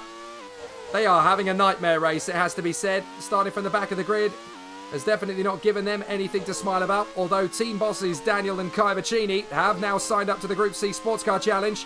So we'll see them in sports car racing, hopefully doing as good, if not a better job, than they have done in the world of single-seaters. And a little nudge there from Davidson again on the back of Kobayashi, trying to get him to hurry up, as Davidson has now caught up to Paul di Resta. It's like the karting days all over again. Paul di Resta versus Anthony Davidson. Fairly sure they went to battle a few times in the world of karting. Well, to be fair, no, actually, di Resta was a little young for Davidson to be battling him. So they come across the line again and into the chicane. Bruno Senna still racing hard as they come into the first hairpin. And the Onyx has had a fairly entertaining day for various different reasons as Taki Inui battles away with one of the Midlands there in front of Jean-Eric Verne. Meanwhile, Brendan Hartley looked like he was having some difficulties, but so far so good. Hartley and Heidfeld are both going to need to make another pit stop before the end of the race, as is Jaime Alguersuari in 4th place. But the top 3 are all going to go to the end now. Glock, Verne and Kobayashi. And there's a yellow flag. Somebody's off in front. Somebody's off. Need to figure out who that was. We're going to see a replay hopefully as well, because obviously there was an off and a yellow flag that was involved in it. And we seem to have lost somebody from the fray. It's Hulkenberg. Hulkenberg is out. I didn't see where, but Hulkenberg is out of the race. Unfortunately, we caught that too late to see his car out of the race, but Hulkenberg is now out of the race, I'm afraid. So that's 1 arrows down and the other still going. But we know roughly where that happened in the second sector. But Kamui Kobayashi, Jean-Eric Verne and the race leader Timo Glock can all go to the end. There are a few teams out there that need to do one more pit stop. And Marc Genet is out. Marc Genet is out of the race. Let's see how that happened. Engine failure. Engine failure in the Minardi. Well, that's pretty graphic, isn't it? Flames out of the back of the Minardi. Yet again, Marc Genet retiring from the race. There's been a lot of frustrations out of the Simtech camp for their man, Stoffel van Dorn retiring, and obviously Simtech having troubles, but Pedro De La Rosa and Marc Genet have had their fair share of bad luck recently as well. Marc Genet, don't forget, won at New Zealand and has barely finished a race since then. So a big disaster at Minardi. Marc Genet out of the race here in Finland. And so Taki Inui still having this terrific battle, and this is with the Midland of Marcus Ericsson. Ericsson again commits up the inside of Taki Inui, and Inui again tries to hold him at bay, but this time it's not going to happen, and Verne is just going to sweep right round the outside of the 40 and get through without hesitation. But this crazy race in Finland continues on as we're into the second hour now, that 45. It's a long old race here, but the drivers are still going to give it absolutely everything they've got to try and work their way forward. We're watching one of the 2 men that had to start their race from the back of the grid, Paul di Resta, who got a penalty at Po. And we have been given the confirmation, as we've already told you, but we will remind you that Nico Hulkenberg, despite his incident with Andre Lotterer, is not going to be penalised because he had already taken a penalty, in essence, by breaking his front wing as Lotterer went away undamaged. So, although he did ram him off, Lotterer had no damage, Hulkenberg did, and now Hulkenberg out of the race, so there'll be no penalty at the Arrows team. So Glock, Verne, Kobayashi, Alguersuari and Heidfeld is the order. Here's Glock, trying to make his way past Pedro Diniz in the Midland. While Glock being very sensible and just waiting a little moment for Pedro Diniz to do whatever he's doing. Because obviously Pedro Diniz is making a fairly interesting race of it at the moment. He scored a point last time out, almost under the radar, in 10th position at Birmingham. And that's his first point in the Midland team. And that was Midland's first point since Luciano Berti was in the car. Here's Davidson trying to make his bid to get past Di Resta. Into the square right. And Davidson continuing to hang it out there. Has he got by? Yes. Took him a while, but Davidson got there in front of Di Resta. And there is the BAR of Jean-Eric Verne, who runs in second position at this moment. So still a good battle and still a good run. But Glock is your leader. 23 seconds clear of Jean-Eric Verne. The pit stops and the traffic have really played their part in this race as Heidfeld tries to get on terms with Jaime Alguersuari now that Alguersuari is in traffic. But interestingly, all three of these guys have yet to make their final stop. So Alguersuari and Heidfeld are going to drop back even further as Alguersuari laps the Lola of Paul di Resta. And Alguersuari continues on his way in P4, trying to stretch out a bit of a gap between himself and Nick Heidfeld.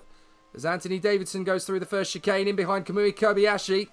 And into the pits comes the Midland. And it's the only pit stop that's happening there. So that is Marcus Ericsson, I think, having a pit stop. And I think that's the third visit into the pits for Ericsson. And there's a yellow flag. Yellow flags. Kamui Kobayashi's out. What's happened to Kobayashi? Gearbox failure. Gearbox failure for Kamui Kobayashi. Both the Arrows cars are out. And that means that Jean-Eric Verne will not lose the lead of the Drivers' Championship this time. Devastating for Kamui Kobayashi and the whole Arrows team. They will not score points in Finland. Well, there are some big teams now that are going to go without a point. Simtech, Arrows. If they're not careful, BMS Italia are going to join them for Cavalieri Tarquini, although the Italian keeps pushing on.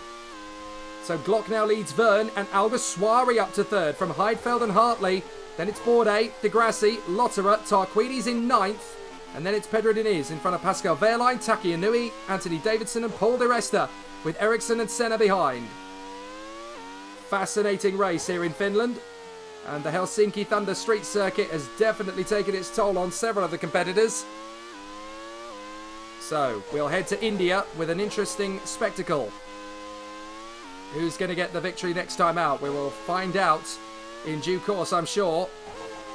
But Glock, Verne, Alguersuari, Heidfeld and Hartley are the top five here in Finland. As the battle continues, the next race, of course, taking place on Friday in India. And Heidfeld is in the pits. That's a scheduled stop, but let's go into the pits and have the pit stop with him. So that will take him to the end of the race now, Nick Heidfeld. Into the pits from what is P4 originally. And that's not a bad stop. 8.7 seconds as he goes back out on track. So Alguersuari now promoted to third position after the retirement of Kamui Kobayashi. And that's where he finished in Birmingham. Third place. But there's still a long way to go. We're on that 48 out of 75. It's like Monaco, this race. A very long street circuit race. But it's a very tough one as everybody's still fighting to make it to the flag. Always hard to predict who's going to make it and who's not. But Bruno Senna tries again on Marcus Ericsson. Not able to get through in the Onyx. A very mixed race this. There are some great fortunes for some and not for others. But Jean-Eric Verne in the BAR continues on his way as Andre Lotterer runs in 8th position now in the AGS. So points are on the horizon for him. While his combatant earlier on, Nico Hulkenberg, took a penalty essentially by breaking his own front wing and then retiring to be joined by his teammate only a few laps later. So the Arrows team, for the moment, are likely to lose the lead of the team's championship because Verne is in second place and Pascal Wehrlein is just one place out of the points in 11th. And the Arrows team, that are leading the team standings at this point, are no longer looking to lead the title race. So Marcus Ericsson trying to knit his way away from Bruno Senna. So Glock, Verne, Alguersuari, Hartley and Bourdais as they continue to charge forward. An absolutely terrific run as the drivers continue their charge. Glock, Verne, Alguersuari, Hartley, Bourdais. And then it is Heidfeld, De Grassi and Lotterer. And that's Lotterer. Lotterer out of the race with an electrical problem. So Andre Lotterer is now the latest on the sidelines. More big issues then. Both the AGSs join both the Simtex and both the Arrows cars on the sidelines. More drama and more devastation for AGS. What a shame. So, the race continues on and that's put Pascal Wehrlein into the points for BAR. Despite his crazy race thus far. And he is now back in the points in the BAR. Just finishing this race is likely to give you a point the way things currently stack up. And we're on lap 50 of 75. 26 laps to go, including this one. So Glock is 24.5 seconds clear of that man, Jean-Eric Verne. Oh no, sorry, that is his teammate Wehrlein. This is Timo Glock though, the race leader. And we look back at the rear wing. The Minecraft of motorsport taking its toll on some, being generous to others. So Glock is 24 seconds clear of Jean-Eric Verne in the BAR. This is his teammate. That is Pascal Wehrlein in the other BAR. And then Jaime Alguersuari in third from Brendan Hartley and Sebastian Bourdais. And then in sixth position, it is Nick Heidfeld from Lucas Di Grassi and Gabriele Tarquini. And Bourdais is in the pits. Now, that is a scheduled stop. So, Timo Glock in first position. Let's join Bourdais in the Onyx down in the pits with their beautiful purple and pink overalls. Team boss Ryan Ferris definitely goes for style in his race teams. In the Group C challenge, he'll be the team boss at Mazda as well. So, they've got a very competitive lineup, which we'll tell you all about on Saturday. Gabriele Tarquini pits from 8th position as well. The BMS Italia hoping to get some points on the board. Bruno Senna in 15th position. Really struggling after his shenanigans throughout the day. And he is the last man in the race at the moment in 15th position. And that's the race leader, Timo Glock. Locking up at the first corner. Careful, Timo. You cannot afford to drop it. The lead is yours for the taking, as is the victory. And Heidfeld in 5th position means that Super Aguri should score high today. But they need to get both cars home to the finish to do that. Something that Arrows have not been able to achieve. AGS, Simtech, and Pedro Diniz trying to make it a Midland disaster, but in 8th place at the moment for Diniz. So Glock, Verne, Alguersuari, Hartley, Heidfeld. And then in 6th is Di Grassi, 7th is Bourdais, 8th is Pedro Diniz, 9th is Pascal Wehrlein, and in 10th is Gabriele Tarquini in front of Taki Inui, Paul Di Resta. Then it is Marcus Ericsson in front of Bruno Senna and Anthony Davidson. And that is the entirety of the field now, because Lotterer, Kobayashi, Jene, Hulkenberg, Dixon, Della Rosa, Van Dorn, Rossi, Delatraz, Wolf, and Courtney are all out. So the field just continues to try and get its way to the finish. Lap 51 of 75. A tough old race this one is turning into, and Di Grassi. He's already had one spin in the race. He can't afford another one. And he was able to get away with that. So Di Grassi obviously finding this circuit very hard indeed to cope with. But let's see if he's able to bring it home. I'm going to head down into the pit box once again to see if I can have a word with the managers, as they are obviously going to be ticking over reasonably well with the situation. Some of them are, certainly. I'm going to have a word, first of all, as we go down into the green room. I'm going to have a word with Ryan Ferris, team manager of the Onyx team. It's not been the easiest race for Onyx, but there could still be some points on the board for Bourdais. Potentially, it's fingers crossed. We have had it a few times where we've broke down out of the points. So, yeah, it's you can't count your chickens till they've hatched. Senna's had an abysmal race. I think he's had contact with the barrier 2 or 3 times and is now had to pit best part of 3 to 4 times. So, obviously you said a couple of races ago that Sebastian Bourdais and Bruno Senna were racing for their drives. Does that give us some indication as to your decision-making process as we head to India? Potentially, providing finances all sort themselves out correctly, then yes, it does give some sort of indication, yes. Okay, well, we'll come back to that as the story develops. Thanks, Ryan. Let's have a word with the Manor team boss, Sam Hall. Brendan Hartley in P4, Lucas Di Grassi spinning in front of him, but he's got lightning reflexes as Brendan Hartley. He's kept himself in competition. Yeah, we're still looking pretty good. P4, I mean, I think we're probably all in agreement that maybe the circuit is a bit tight, especially the first couple of corners. But I mean, yeah, Brendan P4 and Lucas was on track for a podium. Hopefully we can get a double points finish. I'll take the points today. So I guess from what you're saying there, the team managers have all been discussing it. Maybe the Helsinki Thunder comeback was a little bit too eager. Potentially it is a bit too tight of a street circuit. We do like the hairpin that the cars are, that the drivers are being able to have dramatic lunges. Sorry, Sam. Alguersuari spinning from 3rd position, spinning right at and he's just got away with that. Goodness me, well saved from Alguersuari, right in front of Hartley and Heidfeld. So I'd better let you get back to it. Very dramatic stuff, and that could not have been a more timely save for Jaime Alguersuari. In 3rd position, lost the back of the car completely, but has been able to get the car moving without losing the place. Hartley and Heidfeld directly in front. And that was a very big moment in the race for Jaime Alguersuari. Manages to save it though. And in third position as Bruno Senna pits from 14th, just a few seconds after Taki Inui in the 40 had done so. And now Bourdais going wide. But he catches it. Well caught by Bourdais. So still points on the table for Onyx.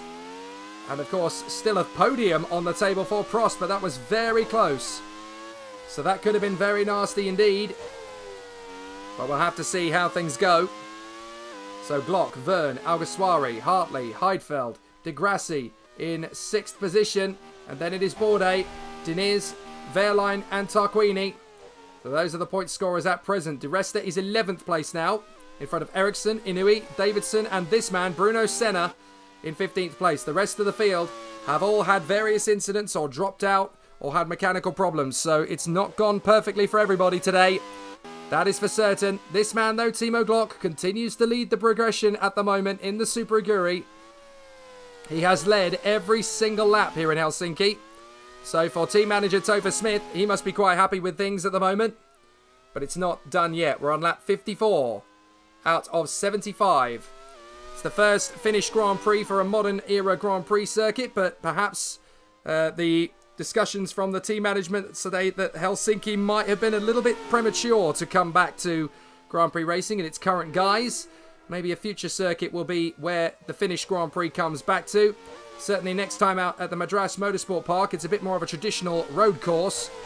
So it could be a more interesting one, but certainly for Grand Prix cars, it'll be a new adventure at Irangatu-Katai, the Madras Motorsport Park, right outside Chennai in India.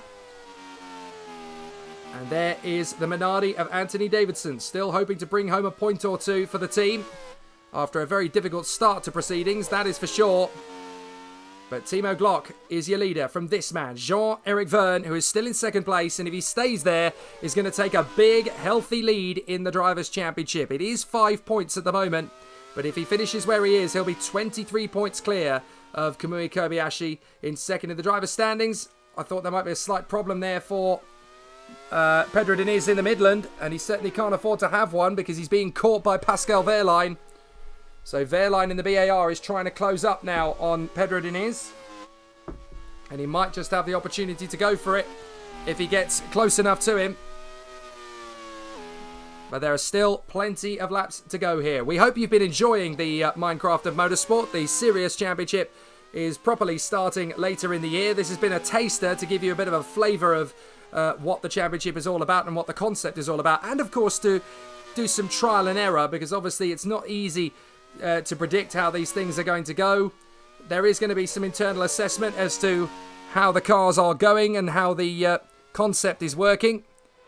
So obviously there will be a little bit more work ahead of the championship season coming up, but that will be open. The Grand Prix World Series, the next running of it, season 2 if you like, will be permissible to anybody who wants to run a vintage Grand Prix team from the past, who has never won a Grand Prix in Formula 1, but can compete for it in the Grand Prix World Series. There's Alguersuari, still running well in third, in front of Brendan Hartley. And Nick Heidfeld is not far away. There he is in the Super Aguri, so it's very, very tight for that third and final spot on the podium. There's a minute between Timo Glock and Jaime Alguersuari. They're a minute off the lead, but they still have a good chance at third position. So the next championship that we will do after the Grand Prix World Series, or as the Grand Prix World Series come to a conclusion, I should point out, because we are starting the Group C Sports Car Championship this weekend with the live draw on Saturday. And there are 5 spaces on the grid left if you want to manage a Group C sports car team and pick your own drivers and go racing. But there is going to be a very exciting battle for supremacy as well, not just in Group C, but also... Oh, Wehrlein slowing! Wehrlein slowing, he's got a puncture! Wehrlein has a puncture! And that is game over for Pascal Wehrlein. It's the front left. So Wehrlein loses his points, loses his race, and it's game over at BAR. Well... disaster for Pascal Wehrlein, and he loses his chance to get in the points for the first time. And that is catastrophic news for Tom Butterworth and the team, as Hartley tries again on Alguersuari. Heidfeld trying to close up on him in the process. So Alguersuari able to drop Hartley by a couple of seconds, and now Hartley is in the clutches of Nick Heidfeld. But it's game over for Pascal Wehrlein, that's for sure. There are going to be some other categories that we will run. We're thinking about a Le Mans Masters Series from the golden era of 2008 through to about 2011. There might even be some cars from the 90s Le Mans creeping in, the likes of BMW, Cadillac, Aston Martin, Peugeot, Bentley. A few of these sort of teams creeping up. We're going to have a look at it and assess the Le Mans Series and see if there's interest enough for that. But an absolutely fascinating battle continuing on here in the Grand Prix World Series as the drivers continue to move forward. Timo Glock, 27 seconds ahead of Jean-Eric Vergne, with Jaime Alguersuari in third, Brendan Hartley in fourth place, Nick Heidfeld is in fifth, and then it is Lucas de Grassi in sixth place in front of Sebastien Bourdais and Pedro Diniz, who has been lapped, by the way, in eighth place, then Gabriele Tarquini and Paul de Resta, and then it's Marcus Ericsson, Taki Inui, Anthony Davidson and Bruno Senna. 14 drivers still left with 18 laps to go, and here's Anthony Davidson trying to make his move on the inside of Taki Inui, and he can't get there. So still a tough race for all of the competitors. It's never easy to assess how it's going to go, but Timo Glock continues to hold the lead. He got the job done in Birmingham. Can he make it 2 in a row? Nobody has actually made it 2 in a row so far this season. And if anybody deserves it, it's Timo Glock. He had so much bad luck at the start of the season. Couldn't barely even get the car to the finish in the early season races. But now, finally, it's coming to him. And if he keeps this kind of form up, he could even be a late challenger for the top 3 in the Drivers' Championship. Here's Jaime Alguersuari trying to make the move underneath Anthony Davidson and do it quickly because he's got Brendan Hartley and Nick Heidfeld right with him. So this is an absolutely thrilling situation. Here's Timo Glock battling for position. Vergne in second, Alguersuari in third, Hartley in fourth, Heidfeld in fifth. There's Lucas de Grassi. De Grassi trying to get past the Minardi of Davidson, but doesn't have enough room to do so in the first chicane. So we'll have to wait a couple more seconds for a gap to open up. So de Grassi is trying to make his bid. Jean-Eric Vergne in second place. Then in third place it is Jaime Alguersuari. Brendan Hartley is fourth. Heidfeld is in fifth place. Then in sixth is de Grassi from Bourdais, Diniz, Tarquini and de Resta, with Ericsson, Inui, Davidson and Senna closing in behind. We're on lap 59 out of 75 as Jaime Alguersuari tries to lap the 40. He could really do with Taki Inui getting out of the way a little bit more appeasably than this. It's not helping at all as they come off the turn and down towards the chicane. Left, right, left. And Timo Glock still running well. Half a minute now in front of Jean-Eric Vergne. It looks as though he's had the pace all day long to just stretch away from the BAR. As Jean-Eric Vergne still pushing, actually locks up in the first hairpin. But manages to get himself back up to speed again. Not the easiest situation to be in here, Jean-Eric Vergne. But all he needs to do essentially is just keep it ticking over. And second place will be his. So the battle is going to continue in earnest as Vergne comes down the back straight. Timo Glock, though, looks like he's going to get Super Aguri's second win of the season. And Taki Inui loses it out of the first chicane and gets going. Oh, and he's driven into the side of the Manor. He's driven into the side of Brendan Hartley and damaged his own car there, Taki Inui.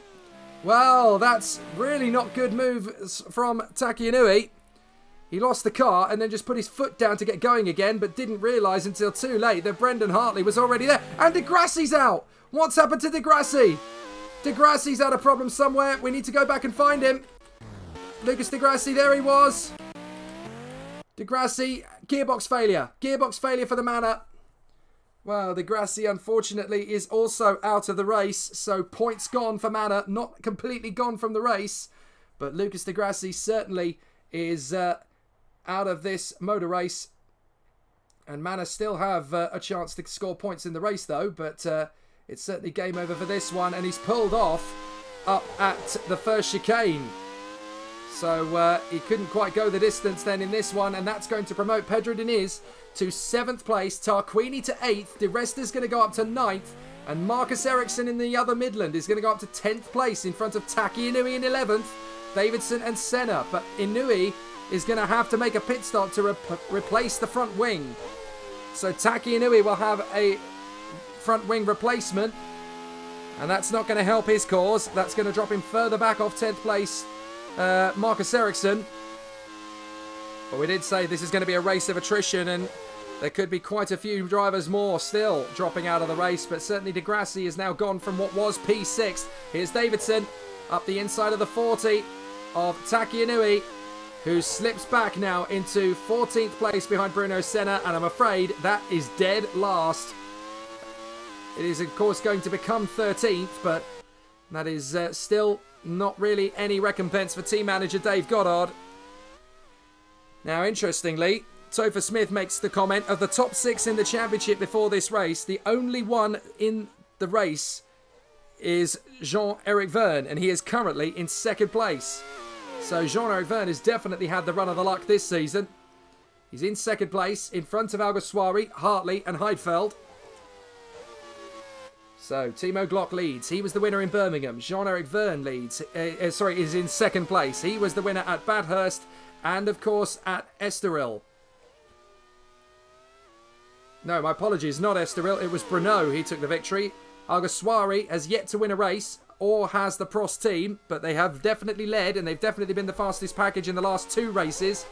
Brendan Hartley has won a Grand Prix. He won at the street race at Pau, on the Pau Grand Prix circuit. And in 5th position, Nick Heidfeld has yet to win, but has certainly led a couple of times, certainly in the early season.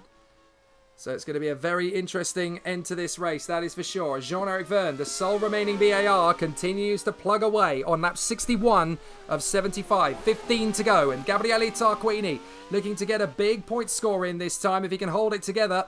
In 8th position in the BMS Italia, and they could do with some points, to be fair. They haven't had many for a while. I think you have to go back, I suppose you really have to go back to Taupo, I think was the last time they scored points, and that was at round 4. So Jean-Eric Verne in 2nd place. Here's Pedro Diniz trying to get on the inside of Taki Inui. So Inui has been into the pits and made his pit stop, and Pedro Diniz is struggling to get past the 40 to lap him. So Diniz is trying to lap the 40, and it's not really helping. Taki Inui is now 2 laps down, which hasn't happened many times this season. And certainly they've had all sorts of difficulties here in Helsinki, but at least they are likely to get a finish if Taki Inui can just keep it going. There is Anthony Davidson, who despite his spin in the pit lane, is just 1 place away from scoring a point. And the only reason he's there is because he's able to keep going. Timo Glock in front of Jean-Eric Verne. 14 to go. We're on lap 62 of 75. And still, Timo Glock ticks away nicely. It's just taking it 1 corner at a time. That's the thing with this particular circuit, it seems. You just got to take it 1 turn at a time. You can't really get yourself into much of a rhythm around this place. You just got to ease your way around the circuit as much as possible. And Timo Glock continues to make this race his own as Alguersuari goes deep into the hairpin at turn 3, but catches the car before Brendan Hartley comes through. So yet again, Alguersuari under pressure in 3rd place, but a 3rd place will definitely help Prost out no end. So he's just got to keep it together. So Glock, Verne, Alguersuari, Hartley and Heidfeld is the top 5. Then it is Sebastian Bourdais in the Onyx. He's the next one to be lapped. And then it is Pedro Diniz from Gabriele Tarquini and Paul Di Resta. Marcus Ericsson in 10th place for Midland. And then 3 more cars, Davidson, Senna and Inui. Everybody else is out. A very dramatic race here in Helsinki. The 9th round of the Downforce Grand Prix World Series, the maiden championship in the Retro Racing Management League, run by Downforce Racing.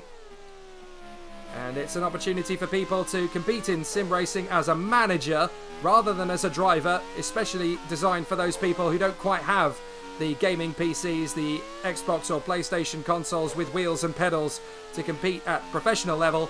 This is a bit more fun.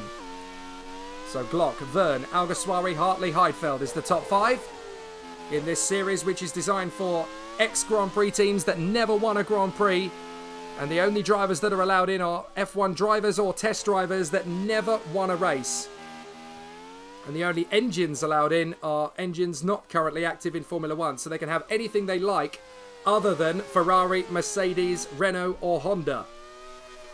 They can pretty much have anything else they like. And next season that the Grand Prix World Series runs, which will be later on in the year, we will have an open house. So anybody who wants to run a Grand Prix team can do. and there will be 26 spaces on the grid, and it will be a promotion and relegation system in the A race and B race. The top 3 teams from the the top 3 teams from the B race will then be promoted up to the A race next time, and then the bottom 3 teams from the A race will then be demoted to the B group in the following race. That's how it will work. And Bourdais having all sorts of difficulties. Sounds like he had a box full of neutrals there. But Bourdais is coming up to lap his teammate Bruno Senna in P6 as he tries to get his Brazilian colleague out of the way. But Bruno Senna is not really slow enough yet for Sebastian Bourdais to be thinking about that. Timo Glock is going to be the next driver on the scene, though, for Sebastian Bourdais. And he is the race leader, and he leads by 31.5 seconds to Jean-Eric Verne. Tom Butterworth makes a very good point. Timo Glock is the one to beat now. 2 wins in a row and miles faster than anyone else in this race. And Anthony Davidson spins, tries to save it. Oh, and a spin from Bourdais. Bourdais spins as well. Oh, and a spin from Senna. Goodness me. 3 in a row, and now Timo Glock trying to get around them all. Has Timo gone? Timo spun it. Timo spun trying to avoid them. Timo Glock's now going to try and get the car going again. But Timo Glock has spun from the lead. Major problems here. As Glock and Senna have both come through. Oh, goodness me. Timo Glock nearly hits Anthony Davidson. But manages to get the car going again. And with no damage. Oh, we almost put the curse on Timo Glock. But Bruno Senna is now spun and way down. Trying to get going again. He rejoins. But can he get going before the next car comes around? Yes, he can. Wow. Jean-Eric Verne given a little bit of a reprieve there as Glock loses 20 seconds. And now De Resta spun! De Resta spun it! Goodness me, I wonder if the tyres are wearing too quickly and drivers are just pushing too hard in the latter stages of the race. Because that's 5 spins within half a lap of each other. That is absolutely unbelievable. There must be water or something down at that particular point on the course. Absolutely incredible. So Glock, Verne, Alguersuari, Hartley and Heidfeld still the top 5, but Glock's lead has been slashed from 30 seconds down to 10. Topher Smith has a theory. Arrow's spilling oil at the final corner, he thinks. But it could have been any of the cars that have pulled off in the last few laps. It could well have been from Brendan Hartley's car, to be honest. Not Brendan Hartley, Lucas de Grassi's car. Sebastian Bourdais has continued. Despite the spin, he has not lost a place. He's still in P6. Well, a little bit of fun and games there, but I don't think any of us were expecting that. One of the maddest incidents I've ever seen in Grand Prix 2. So Glock leads Verne by 10.8 seconds now. Alguersuari is 3rd. Hartley is 4th. Heidfeld in 5th position. And then it's Bourdais from Diniz, Tarquini, De Resta and Ericsson. Davidson is 11th. Inouye is now 12th. And Senna is 13th after the spin. So not exactly where he wanted to be, that is for sure. Well, we're on lap 66 now. 10 laps to go. That's absolutely amazing. Paul Clark watching along says, can we have a Kylie track playing while everyone is spinning? Unfortunately, it's not possible. Otherwise, we wouldn't make any money from YouTube. But I totally get the point. Into the chicane and along the main straight. A fascinating circuit this at Helsinki. It's not everybody's favourite, that is for sure. And there's obviously going to need to be a review after this one for which tracks can and can't be used again. I have a feeling there's going to be several circuits after this inaugural Grand Prix World Series season that may well end up in the bin. And unfortunately, I'm tempted to say that Bathurst may be one of them. Bathurst was not the most popular race of the season, unless you're Jean-Eric Verne. That was round 3. So we may not be returning to Bathurst. There are several Australian tracks queuing up to take over. And I have a feeling that if we do return to Finland, it's going to be a very different circuit that greets us next time. Lap 67. And Timo Glock leads despite his big spin in the closing stages. That's going to make the highlights reel for next time, that's for sure. But Glock leads Verne, Alguersuari, Hartley, Heidfeld in 5th. 6th is Bourdais. Oh, someone's smoking. It's Diniz. Diniz. So, Pedro Diniz, the man who, of course, had All sorts of flames to dodge and run away from in Argentina 96. A big points finish is going to be wasted here for Pedro Diniz in 7th place. He's going to give it over to Gabriele Tarquini. So Diniz pulls off. And that is game over for the Midland. Tarquini through to 7th. Di Resta will go through to 8th. Eriksson will go through to 9th. And crucially, Davidson will go through to 10th. With only Inua and Senna still running after that point. But Pedro Diniz is out. Such a shame. He was looking so good in this race. He had really done an absolutely incredible job. But on this occasion, Pedro Diniz, it's devastating. He's out. So Jean-Eric Verne continuing in 2nd position then in the BAR. 13 seconds behind Timo Glock. It was about 33 seconds. But Alguersuari is 3rd. Hartley is in 4th place. Heidfeld is in 5th. You're looking at the championship leader, Jean-Eric Verne. And he looks likely to stay there, whether he finishes this race or not. Because he's in 2nd place at the moment, and it looks good. Tarquini in 7th place. Oh, Gabriele, careful! He rubs the wall as he comes off the final turn. So Gabriele Tarquini in some dire straits there. That could have been very nasty indeed. But he's able to get away with that one. So Tarquini running well in 7th place in this race. Just keep it going, Gabriele.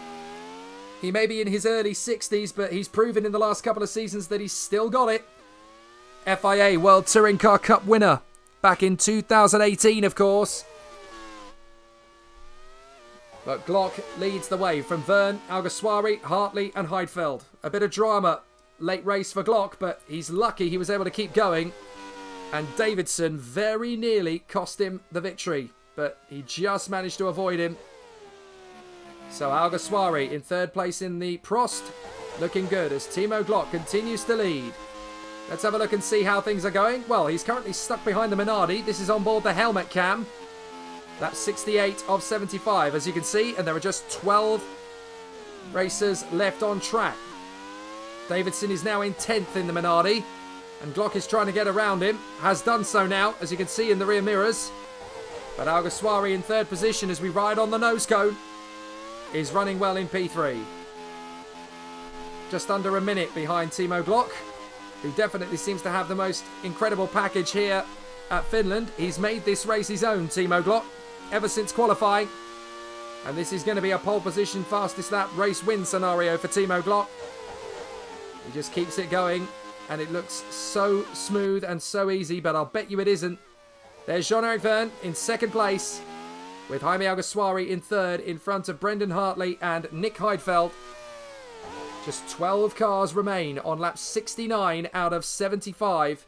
And Jean-Eric Verne in 2nd place just needs to keep going to extend his lead in the Drivers' Championship from 5 points to 23 points.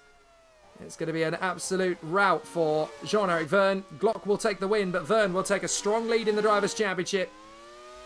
And in 3rd is going to be Jaime Alguersuari. He's actually gained some ground on Glock. Did he have any issues there? Well, he did have to try and get past the Minardi.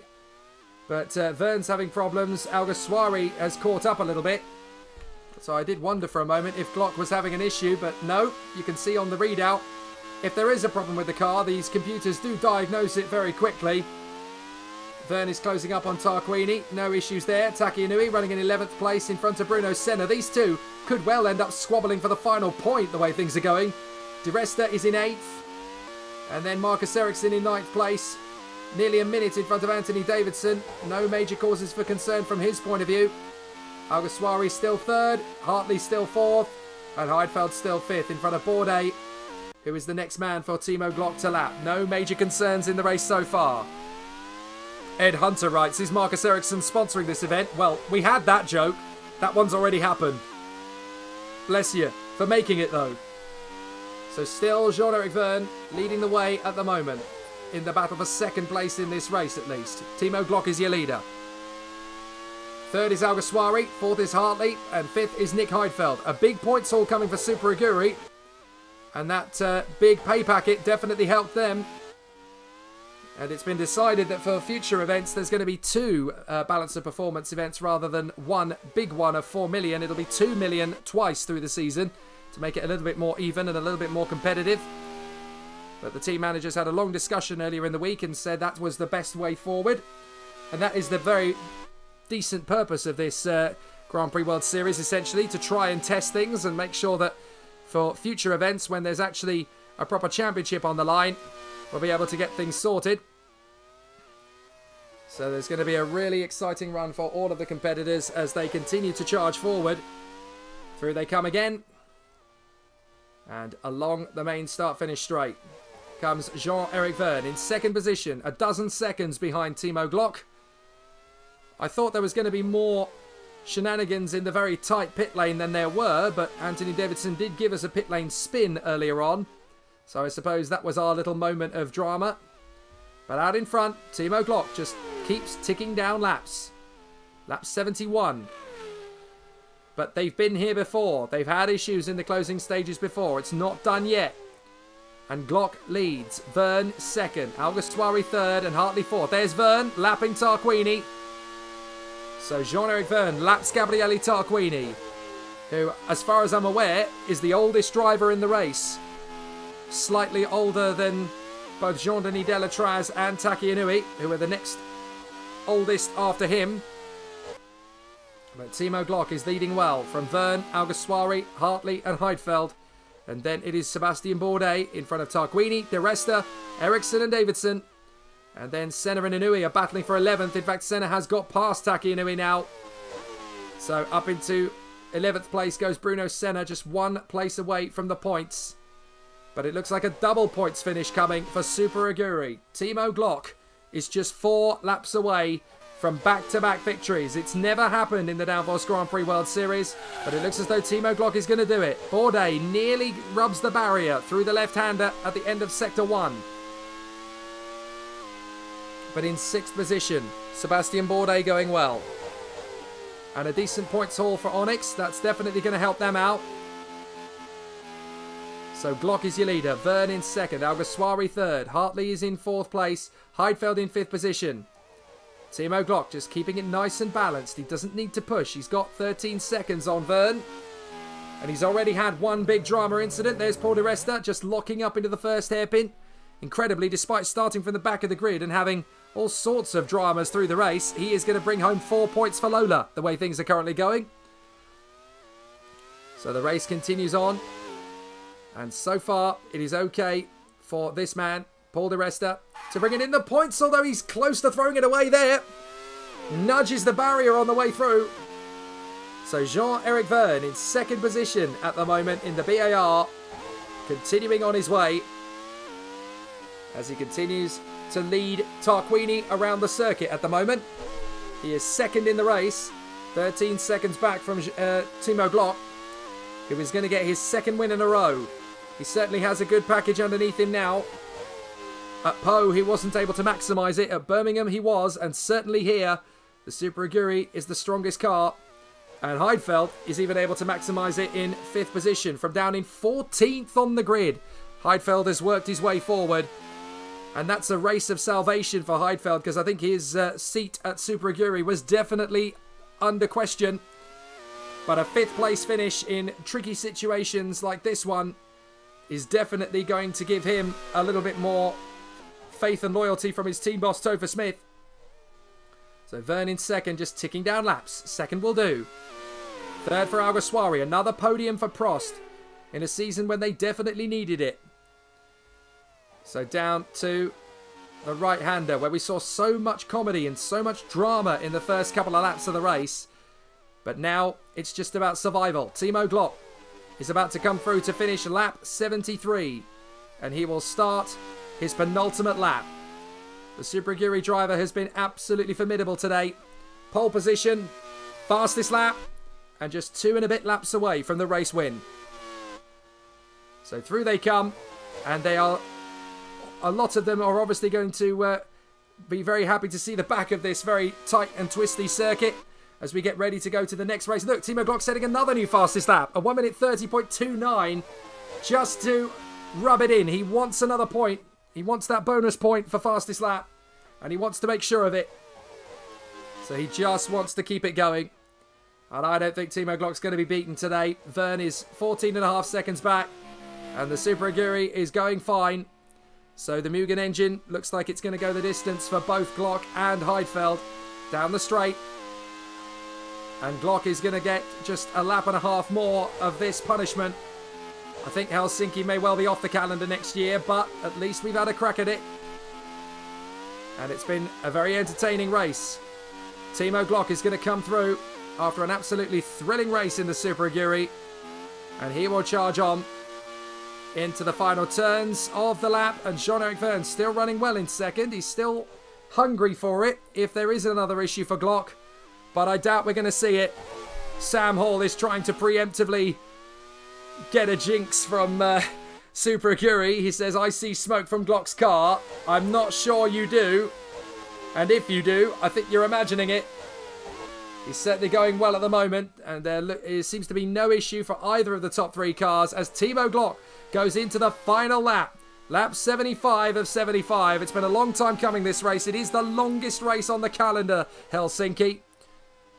And Timo Glock is going to get the job done here. Verne in second place from Alguersuari, Hartley and Heidfeld. But I think the 12 we have on track are going to be the 12 that make it to the finish. It's been full of drama, full of pathos, a little bit of comedy and a little bit of action and tension. There's been frustration and devastation too. Several drivers had a chance to score big and were not able to do so, including the likes of De La Rosa, Van Dorn, Dixon, Hulkenberg. Who else did we have in high positions? Jenny was in a strong run. So was Kobayashi. So was Lotterer by the time he went out of the race. But out in front, it's this man, Timo Glock. He's going to be the first driver in the Downforce Grand Prix World Series to score back-to-back. Topher Smith was absolutely kicking his heels mid-season. He thought, am I ever going to get a finish? Never mind a podium or a race win. But since Timo Glock won in Birmingham, the car is performing beautifully. And now it's in the sweet spot. Timo Glock is going to come through these final few corners here at Helsinki on the very controversial but certainly exciting street circuit. And he'll come through these final two corners and he will take victory in the Finnish Grand Prix. It's the brilliance of Timo Glock as he takes victory for the second race in a row. Super Aguri is triumphant again. And Anthony Davidson gets a point in the bag for Minardi in 10th place, albeit 2 laps adrift. But Jean-Eric Verne is going to come through for second, and he takes a strong lead in the Drivers' Championship as BAR take a strong lead in the Teams' Championship. Tarquini gets a 7th place finish. Brilliant performance from him. He deserves that. And that's points on the board. Big star for BMS Italia. Bruno Senna and Taki Inui come home. Dave Goddard can breathe a sigh of relief. They get the finish that they were hoping for as Taki Inui scores his second best finish of the season. Di Resta is 8th across the line in the Lola. Marcus Ericsson brings home 2 points for Midland. That's a big one. And that's Ericsson's first points since his Simtech days. And Alguersuari gets another podium. Proster finally banging in results in 3rd place. 4th position for Brendan Hartley. And a loose wheel for Heidfeld on the last lap. He's going to lose 5th place on the last lap to Sebastian Bourdais. Absolutely unbelievable. Bourdais is going to take the final point. He's going to take 5th place away. Heidfeld has had to come into the pits with a loose wheel. And Heidfeld will finish his race in the pit lane. Bourdais crosses the line in 5th. But it's a win for Glock. And it's 5 different teams in the top 5 places. How about that? Timo Glock gets pole position, fastest lap, and the race win from Jean-Eric Verne and Jaime Alguersuari, with Brendan Hartley in 4th and Sebastian Bourdais in 5th. A loose wheel on the final lap for Heidfeld, but he still classifies as 6th. Tarquini is 7th from Di Resta, Ericsson and Davidson. Then the only other finishers are Bruno Senna and Taki Inui. No one else made it home.